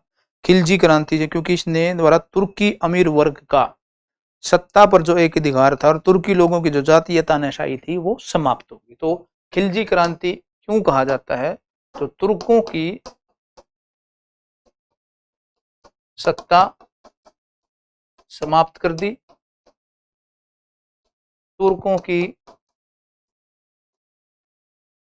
तानाशाही समाप्त कर दी, यानी कि तुर्कों की जो सर्वोच्चता थी, तुर्क अमीरों की, तुर्क बोले भाई या तुर्क अमीर बोले, इन सब को इसने क्या कर दिया, समाप्त कर दिया और जलालुद्दीन खिलजी स्वयं क्या बनता है, शासक बनता है और साम्राज्यवादी युग की शुरुआत की और स्वयं एक राजनीतिक सूत्र में बांधा। अभी तक दिल्ली सल्तनत में साम्राज्य प्रसार को बढ़ावा नहीं मिला था। हो सकता है उस वक्त तक भारत के अंदर इस शासन सत्ता हिंदू शासकों के अंदर ज्यादा थी या आपस में एकता थी थोड़ी बहुत, इसलिए वो ज्यादा दिल्ली और उसके आसपास थोड़ा सा यूपी, थोड़ा सा राजस्थान का एरिया यहाँ से आप नहीं बढ़े थे। लेकिन साम्राज्य युगवादी युग की शुरुआत जो है वो किससे मानी जाती है, आपकी खिलजी वंश से, जलालुद्दीन खिलजी 1290 से 96 में शासक बनता है। बेचारा बूढ़ा था, 70 वर्ष की आयु में, 70 वर्ष की आयु में ये क्या बनता है भाई, शासक बनता है।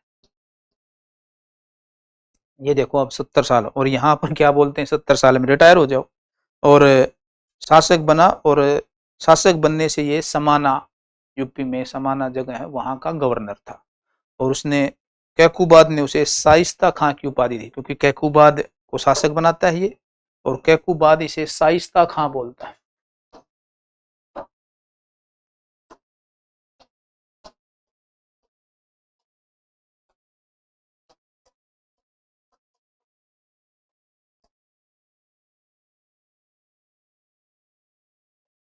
जब ये राजा था, समाना का गवर्नर था, तो कैकुबाद इसको क्या देता है, शाइस्ता खां की उपाधि देता है।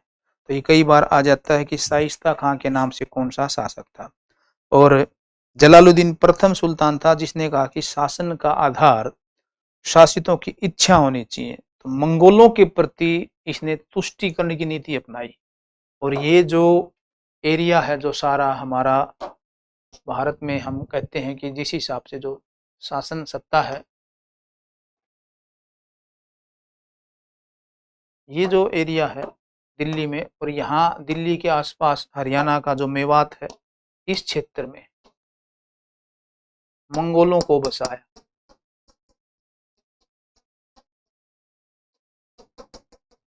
और जो आज आप मंगोलपुरी देखते हो दिल्ली में, वो इन्हीं की है। तो दिल्ली के आसपास एरिया में मंगोलों को बसाने वाला या मंगोलों के प्रति तुष्टिकरण की नीति अपनाई और मेवातियों को बसाया। तो शासन बनने बाद जलालुद्दीन बलबन ने ये सिंहासन पर नहीं बैठा, दिल्ली के किलोखरी को अपने राजधानी बनाया। तो बलबन के सिंहासन पे, क्योंकि वो बहुत योग्य मानता था ये, पर नहीं बैठा, जबकि दिल्ली के जो किलोखरी का महल है, दूसरा नगर माना जाता है बलबन द्वारा बसाया हुआ, दिल्ली के किलोखरी महल में अपना आपको क्या कराता है बच्चों, राज तिलक करवाता है और राजधानी बनवाता है। इसके शासनकाल में अब्दुल्ला के नेतृत्व में मंगोलों का आक्रमण होता है, लेकिन वो हारे गए और जलालुद्दीन मंगोल ने फिर भी 4000 मंगोलों को, अब यहाँ जो ये मंगोलपुरी है, ये 4000 मंगोलों को इस्लाम में परिवर्तित कर दिया, ईसाई सॉरी इस्लामिक बनाया, मुसलमान बनाया और यहाँ पर बसा दिया। और अपना एक इसका भतीजा था अली गुरसप, अली गुरसप, और जिसको दामादी बोलता है अलाउद्दीन खिलजी, यानी कि इसका भतीजा बलबन का भतीजा प्लस दामाद, जिसको नाम था अली गुरसप। अब अली गुरसप क्या है कि ये यहां गया हुआ था दक्षिण में,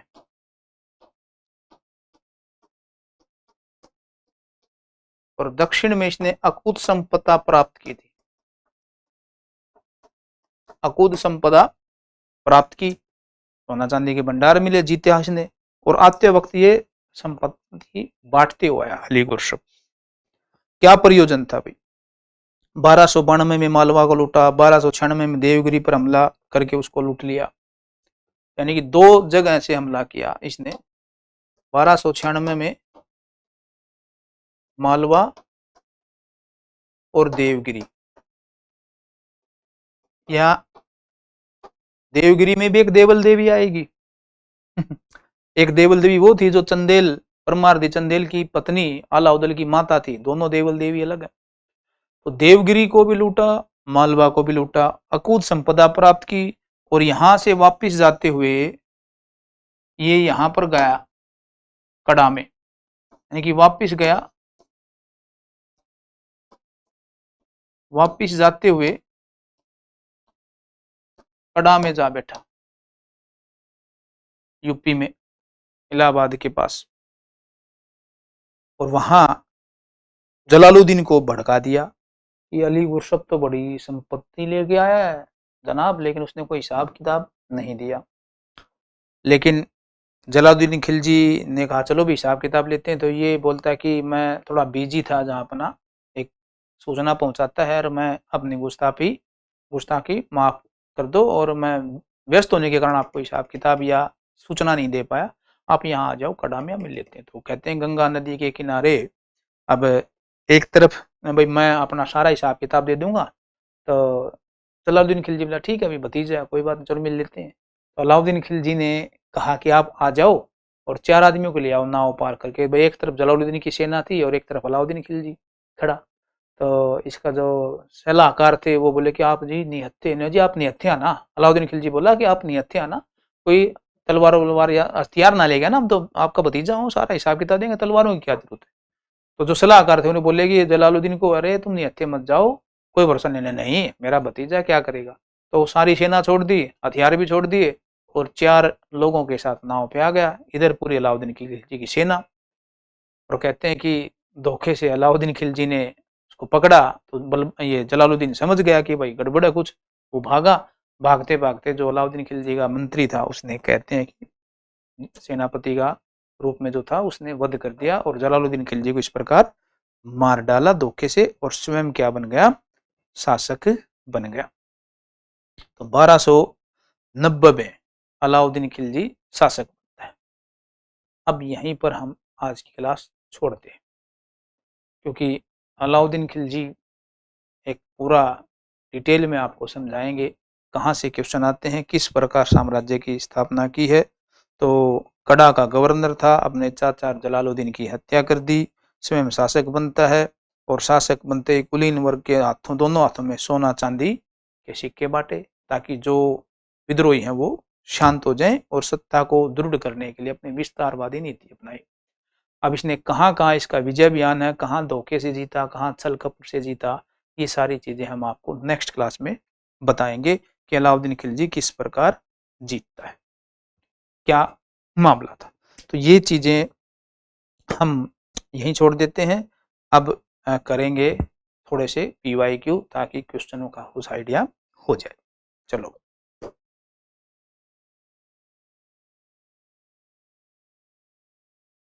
क्वेश्चन पढ़िए।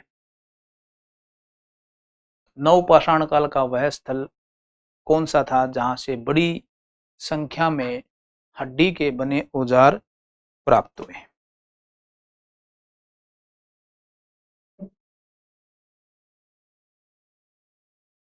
क्वेश्चन पढ़िए,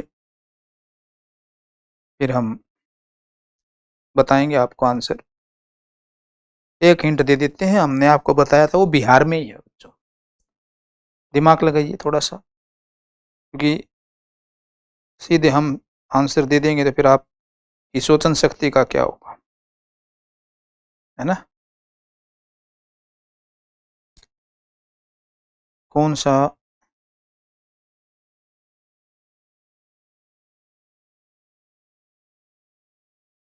आंसर लगता है आपको। चिरांद, चुनार, छोटा नागपुर, इनमें से कोई नहीं, या सभी, या एक से अधिक।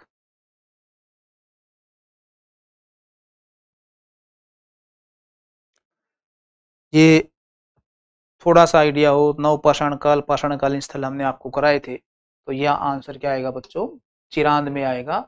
चिरांद में क्या है, जो हड्डियों, खासकर हिरण की हड्डियों के जो है वो माने गए हैं औजार मिले हुए हैं, अस्त्र शस्त्र। तो चिरांद आपका बिहार में ही है। और चुनार आपका किसके लिए प्रसिद्ध है, जो मौर्य काल के जो स्तंभ बने हैं अशोक के पिलर, वो आपके कहाँ से बनते हैं? सुनार में बनते हैं। तो ये दोनों क्वेश्चन अलग हैं, छोटा नागपुर का यहाँ पर कोई भी रोल नहीं है। नेक्स्ट क्वेश्चन बच्चों, प्राचीन पाषाण युग के निवासियों ने मुझे किस विषय का ज्ञान था? कृषि कार्य का, चित्रांकन का, शिकार का, सभी का, एक भी नहीं।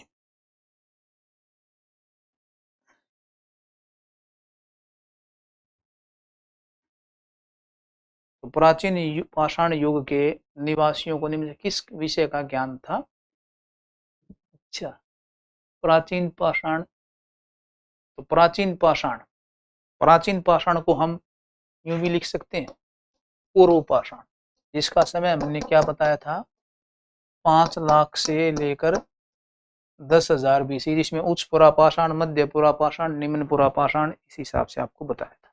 तो वो सिर्फ क्या करते थे बच्चों? शिकार पे ही, आखेट पे ही जीवन बिताते थे। भाई चित्रांकन आपका भीमबेटका की गुफाएं मिलती हैं लास्ट में, वो भी खत्म हो जाता है जब।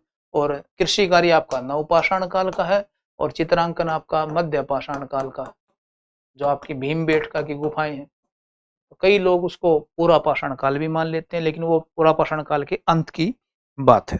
तो आंसर इसमें स्पेसिफिकली क्या आएगा बच्चों? शिकार। तीसरा, हड़प्पा के लोग सामान्य घरेलू बर्तन किसके बने होते थे? पत्थर, चीनी मिट्टी, मिट्टी को अच्छी तरह पकाए गए चित्रात्मक बर्तन। तो पत्थर के बर्तन तो आज दो ही चीज मिलती है, कुंडी और सोटा ही बनता है, या फिर अपना सिलबट्टा जिस पे चटनी बनती है। बाकी तो चीनी मिट्टी के, लेकिन उस वक्त चीनी मिट्टी थी नहीं, तो यानी कि पत्थर भी नहीं आएगा, चीनी मिट्टी भी नहीं आएगी भाई। तो मिट्टी की अच्छी तरह पकाए गए चित्रात्मक बर्तन, और मिट्टी को पकाए गए ही से ही आपकी क्या बनती है वहां पर? मोहरें, जिसको क्या कहा जाता है? सेलखड़ी। अगर आपका पूछा जाए सेलखड़ी क्या है, मिट्टी को पकाकर उसके ऊपर मोहरें बनाना सेलखड़ी की मोहरें कहलाती थी, जो सबसे ज्यादा वर्गाकार शेप में मिली है। नेक्स्ट, सिंधु घाटी सभ्यता के पतन के संबंध में निम्न तथ्यों में कौन सा सही है? सुमेलित कीजिए। गार्डन विदेशी आक्रमण, आर्लस्टाइन जलवायु परिवर्तन, डेलिस भौगोलिक घटनाक्रम। ये सारे मैंने आपको बताए थे कि किसने क्या स्टेटमेंट दी है। तो गार्डनर और जाइल्स का क्या कथन था, ऑरेलस्टाइन का क्या कथन था, डेलिस का क्या है भौगोलिक घटनाक्रम, इसमें आपको क्या आंसर लगता है? एक से अधिक या एक कोई नहीं? तो इसमें आंसर आएगा बच्चों तीनों सही हैं। गार्डनर ने, चाइल्ड गार्डनर ने विदेशी आक्रमण और आर्यों का आक्रमण आपका मार्टिन विलर और गार्डन दोनों ही बोलते हैं। ऑरेलस्टाइन जलवायु परिवर्तन और डेलिस भौगोलिक घटनाक्रम, यानी कि सभी बोलते हैं। ये मतलब क्या हुआ कि कौन सा सही सुमेलित है? तीनों आपके सही सुमेलित हैं। नेक्स्ट, प्राचीन भारतीय लेखों के अनुसार कौन सी नदियों के बीच भूमि ब्रह्मवर्त कहलाती थी? ब्रह्मवर्त, ब्रह्मवर्त का सारा विश्लेषण आपको हमने बताया था कि सरस्वती, दृष्टि या सरस्वती और सरयू, या सुदुद्री और विपाशा कौन सा नदी है? तो यहाँ पर ध्यान रखना, सरस्वती और दृष्टि नदी, जिसको हम नॉर्मली हम सरस्वती और दृष्टि को एक ही मान लेते हैं, और इन दोनों के बीच में अपाया नदी थी, याद हो आपको मैंने बताया था। और जो मध्य देश की बात करें, मध्य देश आपका हिमालय से लेकर विंध्य तक का आपका क्षेत्र क्या माना जाता है? मध्य देश। और ब्रह्मऋषि देश, ये आपका सतलुज से यमुना, यानी कि जो बड़े बड़े ऋषि रहते थे सारे आपके, तो ये इस तरह माना जाता है। तो कई बार ऐसे क्वेश्चन आ जाते हैं। तो सरस्वती और दृष्टि नदी के बीच ये ध्यान रखना आपका क्या माना जाता था? ब्रह्मवर्त। वर्त का मतलब घेरा, ब्रह्मवर्त यानी कि उनका आर्यों का घेरा, आर्यवर्त भी बोल सकते हैं।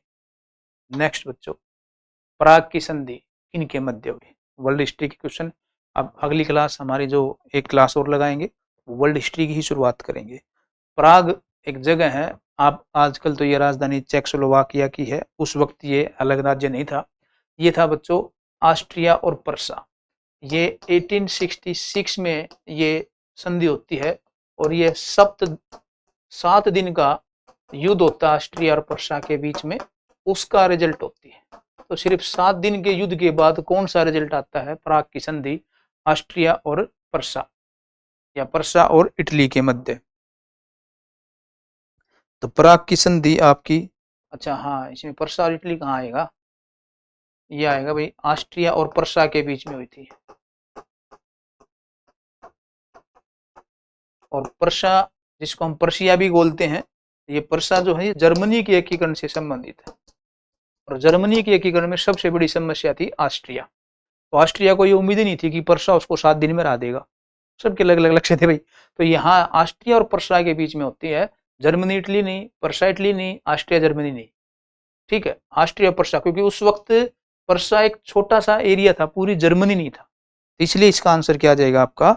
ई आ जाएगा 1866 में। तो कई लोग सोच लेते हैं कि हाँ, जर्मनी का जो एकीकरण चल रहा था ना, उस जर्मनी के एकीकरण को पर्सा का शासक विलियम फेडरिक चतुर्थ करना चाहता है, और ये एकीकरण होता है कंप्लीट 1870 में। तो इटली और जर्मनी का एकीकरण एक दूसरे के सहयोग से ही हुआ था। आखिर में रोम के साथ युद्ध होता है इटली को और जर्मनी का भी। तो रोम एक प्रमुख इकाई था और फ्रांस और ऑस्ट्रिया इनमें दुश्मन थे। तो वो कहानी अलग बताएंगे। नेक्स्ट, निम्न किस वर्ष 30 वर्षीय युद्ध का अंत हुआ? अब ये याद होगा, पता ही नहीं कि 30 वर्षीय युद्ध का मामला क्या है। देखो, फर्नेंड, रोम का शासक फर्नेंड, ये कैथोलिक को ही ज्यादा महत्व देता है, कैथोलिक ईसाइयों को। और कैथोलिक ईसाई परंपरावादी थे और इनका विरोध करने वाले हैं प्रोटेस्टेंट। तो फर्नेंड ने क्या कर दिया? कैथोलिक नियमों को ही लागू कर दिया, और इसलिए प्रोटेस्टेंट ने विरोध कर दिया। तो जो ईसाइयों की जो दो शाखाएं हैं, इनके मध्य ये युद्ध चलता है 1618 से लेकर 1648 तक। इसको धर्म युद्ध की संज्ञा दी गई है। हालांकि एक धर्म युद्ध क्रूसेड भी चलता है रोमनों के साथ ईसाइयों और मुसलमानों के बीच में, 1000 साल तक का क्रूसेड युद्ध, वो अलग है। ये आपका ईसाइयों का ही धर्म युद्ध है। तो आंसर क्या आ जाएगा आपका? 1648 में। अब कहते हैं कि हिंदुओं में जातिवाद भावनाएं ज्यादा हैं या एकता नहीं है? कहीं भी नहीं है भाई एकता। ये देखो आपस में कैथोलिक और प्रोटेस्टेंट कैसे लड़ रहे हैं। उधर शिया सुन्नी लड़ते हैं मुसलमानों में, फिर शियाओं की भी अलग शाखाएं हैं, सुन्नियों के भी अलग अलग पार्ट हैं, ऐसे ही। लेकिन हिंदुओं के नाम आ जाते हैं आगे जातियों में। तो समझदार को खुद को अपना देखना चाहिए कि हमें कैसे चलना है आगे। तो सब जगह जाति भी है, उपजातियां भी हैं, युद्ध भी हैं, आपस में गुट भी है। चलो यहाँ तो इल्जाम लगा देते हैं भाई हिंदू मुसलमान हो रहा है, ईरान में, इराक में, बगदाद में, लीबिया में, वहां तो हिंदू है ही नहीं। तो युद्ध होगा। युद्ध सारा मामला किस पर डिपेंड करता है, आप क्या चाहते हो। ये अगला, द लास्ट सफर नामक चित्रकारी। तो लास्ट सफर नामक चित्रकारी किससे संबंधित है? बहुत ही फेमस क्वेश्चन है ये। लियोनार्डो दा विंची बच्चों। और ये कहाँ के थे? इटली के। ये चित्रकार भी थे, मानव वैज्ञानिक भी थे, मल्टी टैलेंट लोग होते थे उस वक्त। तो इटली में ही आपको पता है 14वीं सदी में आपका क्या आता है? पुनर्जागरण होता है। तो पुनर्जागरण में जो चर्च की सर्वोच्चता थी, जो धार्मिक अनुष्ठान, धार्मिक आडंबर, अंधविश्वास थे, उनको चुनौतियां देकर तर्क और चिंतन को बढ़ावा दिया गया था। और उसमें लियोनार्डो दा विंची एक प्रमुख व्यक्ति हैं जो द लास्ट पर। और इनकी एक प्रसिद्ध और चित्र है मोनालिसा, जो अपनी अजीब मुस्कान के लिए प्रसिद्ध है। तो मोनालिसा किसकी है? ये भी लियोनार्डो दा विंची है। द सपर है, ये भी लियोनार्डो दा विंची है। मल्टी टैलेंटेड लोग होते थे। कई भी लोग हम पुनर्जागरण का जब टॉपिक कराएंगे तो उसमें कराएंगे। नेक्स्ट, किसे मानवतावादियों का राजकुमार कहा जाता है? ये वही मामला है कि भाई इस लोक को ही ज्यादा महत्व दो, मानवता को, मानव से प्यार करना चाहिए। धार्मिक अनुष्ठान और आडंबर का हिसाब से बलि प्रथा, या एक हिसाब से एक पादरियों का ही या ईसाई चर्च के प्रमुखों का ही एक सत्ता स्थापित कर दी, और उसमें आडंबर और के खिलाफ बोल ही नहीं सकते, तो क्या फायदा जिंदगी का। तो मानवतावाद यानी कि मनुष्य को ज्यादा महत्व दिया जाए, इंसानियत को ज्यादा महत्व दिया जाए। तो उसके जनक माने जाते हैं आपके इरेसम्स, थॉमस मूर भी नहीं, टीशियन भी नहीं। तो राजकुमार मानवतावादियों का मतलब क्या है कि इंसान, ह्यूमैनिटिज्म होना चाहिए भाई। धर्म अपनी जगह है, इंसानियत अपनी जगह। नेक्स्ट, निम्न कौन सा मुक्त व्यापार का लाभ नहीं है? फ्री ट्रेड का। कम उत्पादन लागत से वस्तु की कीमत में कमी, एकाधिकारी उत्पादकों के शोषण से मुक्ति, अर्ध विकसित देशों का शोषण, उपयुक्त में से एक से अधिक। लाभ नहीं है। तो फ्री मुक्त व्यापार का, मुक्त व्यापार का मतलब क्या भाई? आयात निर्यात पर कोई बाधा नहीं। जैसे यूरोप के देशों में फ्रांस और इंग्लैंड दो ही ऐसे देश थे जो सबसे ज़्यादा उपनिवेश रखते हैं, तो वो तो मुक्त व्यापार के समर्थक थे ही नहीं, क्योंकि मुक्त व्यापार में तो उनकी हालत खराब हो जाती है। आगे बताएंगे वाणिज्य के बाद में क्या था। तो इसमें क्या आ जाएगा? एकाधिकारी उत्पादकों के शोषण से मुक्ति नहीं मिलेगी, कम उत्पादन लागत से वस्तु की कीमत में कमी नहीं मिलेगी, और आंसर क्या आएगा इसका? अर्ध विकसित देशों का शोषण। ये लाभ नहीं है, ये एक हिसाब से स्ट्रेटजी होती है, क्योंकि कच्चा माल आपको मिल जाएगा, कच्चे माल से आप तैयार माल बनाओगे। औद्योगिक क्रांति में हुआ ही क्या था? उसी तैयार माल को आप फ्री में निःशुल्क, मतलब निःशुल्क कह रहा हूँ, बिना किसी बाधा के, यानी कि आपके निर्यात पर वो कोई देश टैक्स ही नहीं लगाएगा, आपका सस्ता मिल जाएगा, तो उसका नुकसान, यानी कि पूरी मार्केट पर आपका कब्जा हो जाएगा और अर्ध विकसित देशों का क्या होगा? शोषण होगा। ये मुक्त व्यापार का लाभ नहीं है, बल्कि ये एक अवगुण है, क्योंकि आपका देश अभी पिछड़ा है। ये चीज। नेक्स्ट, आदि शंकर जो बाद में शंकराचार्य बने, वो उनका जन्म कहाँ पर हुआ था? इन्होंने 4 पीठ बनाई थी। एक जगन्नाथपुरी में है, एक आपका श्रृंगेरी कर्नाटक बंगलोर के पास, एक बद्रीनाथ, एक केदारनाथ। तो ये 4 पीठ बनाते हैं और वो जन्म लेते हैं 8वीं सदी में, 733 के आसपास केरल में जन्म लेते हैं। और मात्र 8 वर्ष की आयु में उनको क्या कहते हैं? ब्रह्म ज्ञान हो गया था। अच्छे अच्छों की छुट्टी कर दी थी, संस्कृत के प्रखंड विद्वान थे। और आदि शंकराचार्य किसके जनक थे? अद्वैतवाद, यानी कि कोई द्वैतवाद नहीं होता। ठीक। नेक्स्ट, अनेकांतवाद। जब मैंने कराया था अनेकांत यानी कि एकांत, जैसे अनेकांतवाद और आपका नसत्यवाद, जिसमें क्या आपने चोरी करना छोड़ दिया तो हाँ करो, यानी कि एक ही हाँ या ना में उत्तर देना। क्या आप पागल हो? हाँ या ना, यानी कि आप पागल थे, हाँ या ना, यानी कि हाँ यानी हो, और नहीं तो यानी कि हम पहले नहीं थे अब हो। तो इस प्रकार के दुविधा व्यक्त होती है। ये आपका किससे संबंधित है बच्चों? जैन धर्म से आता है। बौद्ध धर्म में आपका थेरी गाथा, थेरा गाथा, याद हो आपको? बौद्ध भिक्षुओं और भिक्षुणियों को थेरी गाथा भिक्षुणिया, थेरा गाथा भिक्षु। और आजीवक का आपका कौन था? मखली पुत्र गोशाल, उसका तीसरा व्यक्ति था ये मखली पुत्र गोशाल। प्रमुख है अजीत केशव कंबलिन, ये बताया था मैंने आपको, तो ये भी पढ़ लेना, तो ऐसे भी क्वेश्चन आ जाते हैं। नेक्स्ट, निम्नलिखित किस स्थान की यात्रा बुद्ध ने नहीं की? तो बुद्ध ने कपिलवस्तु गए थे क्या? लुम्बिनी गए थे क्या? ध्यान रखो, ऐसे क्वेश्चन आपके बता दिए जाते हैं पेपरों में। तो वैशाली, कौशाम्बी, कपिलवस्तु, श्रावस्ती, कौशाम्बी में है या नहीं है? वैशाली में है या नहीं है? लिच्छवी है वैशाली में। तो तीनों की यात्रा की थी, बताना क्या है? नहीं की थी। तो इसमें आंसर आ जाएगा उपयुक्त में से कोई नहीं। सबसे ज्यादा उपदेश श्रावस्ती में दिए हैं, ये ध्यान रखना बच्चों। नेक्स्ट, विश्व का पहला गणतंत्र किसके द्वारा? तो आपके 16 महाजनपद थे, तो याद रखना इनमें से मौर्य भी नहीं है, गुप्त भी नहीं है, नंद भी नहीं है, तो वज्जी, जो वज्जी संघ है, जिसमें से आपका क्या था? वैशाली। कहा गया था ना वज्जी में 8 राज्यों 8 छोटे छोटे क्षेत्रों का संघ था। तो जिसको तोड़ने के लिए महात्मा बुद्ध की सलाह पर अजात शत्रु किसको भेजते हैं? कि वज्जी संघ को तोड़ने के लिए अपने मंत्री वत्सकार को। तो वज्जी आपका था, और एक और था, यानी कि 2 महाजनपदों में गणतंत्र था। एक मैंने आपको बता दिया, दूसरा आपको पता करना है, ये आपका होमवर्क है। नेक्स्ट, मैगस्थनीज अपनी पुस्तक इंडिका में भारतीय समाज को कितने वर्गों में बांटता है? ये बताया था मैंने आपको, दार्शनिक, किसान, चरवाहे, सभासद, ठीक है, शिल्पी, इस टाइप से आपके सारे बता रखे हैं। उसमें क्या है ध्यान रखना बच्चों? 7 वर्गों में। अपनी पुस्तक इंडिका में 7 प्रकार की जातियां बताता है समाज में। दार्शनिक, किसान, चरवाहे, शिल्पी, सभासद, कृषक, ये सारी चीजें आपको बता रखी हैं। नेक्स्ट, निम्नलिखित किसके शासन के अंतर्गत शेख अब्दुल हक मुहद्दिद देहलवी एक प्रमुख विद्वान थे? देखो अब जैसे मैंने अभी 2 बताए कि हसन निजामी, फखर मुदब्बिर, ये तो ये आपके इस प्रकार के पूछ लिए कि भाई शेख अब्दुल हक, हुमायूं, बाबर, जहांगीर, कोई नहीं, तो इसमें आंसर आएगा बच्चों जहांगीर। ये जहांगीर के दरबार में थे।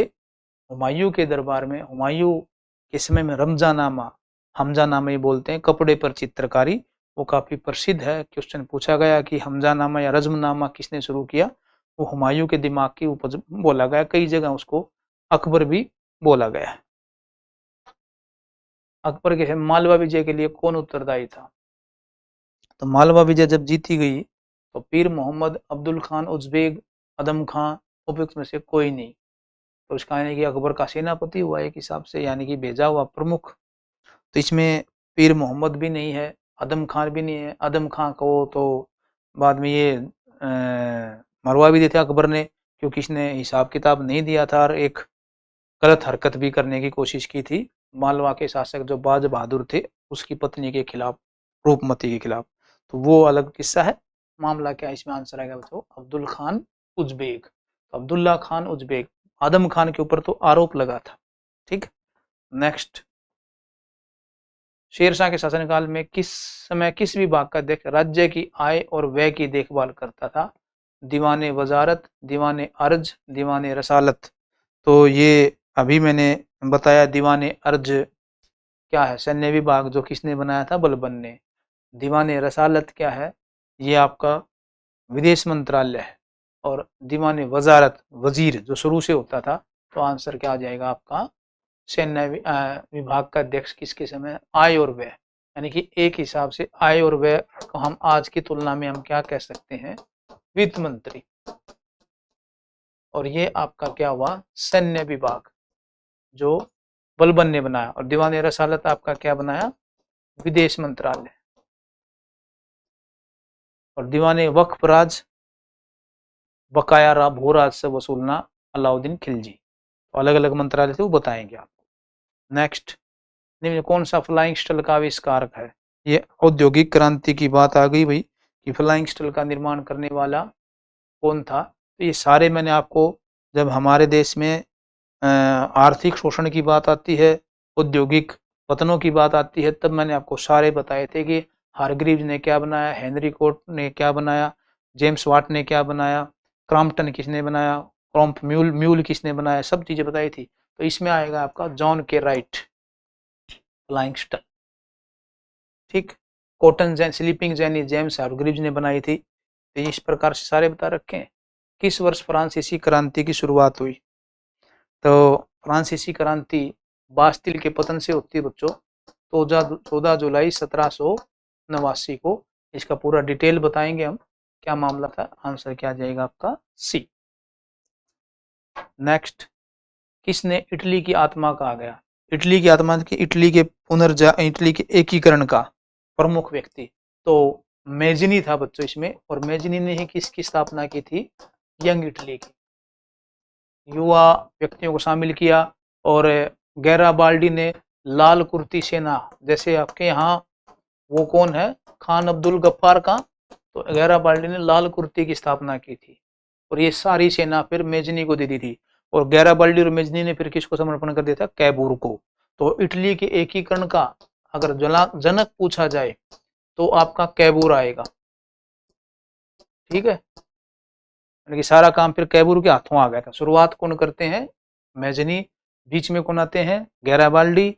संभालते कौन है? कैबूर। द्वितीय गोलमेज सम्मेलन में श्रीमती सरोजिनी नायडू किसके द्वारा नामित सदस्य के रूप में? द्वितीय गोलमेज सम्मेलन, 3 गोलमेज सम्मेलन हुए हैं, 1930, 1931, 1932 लंदन में।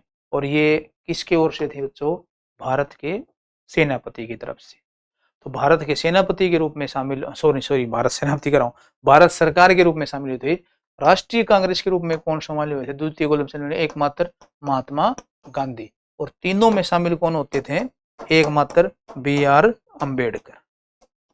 तीनों क्वेश्चन पूछे हुए हैं आपसे कि दूसरे सम्मेलन में कांग्रेस का प्रमुख कौन थे? महात्मा गांधी। लेक्स लोक अधिनियम किस वर्ष लागू हुआ? क्या है ये?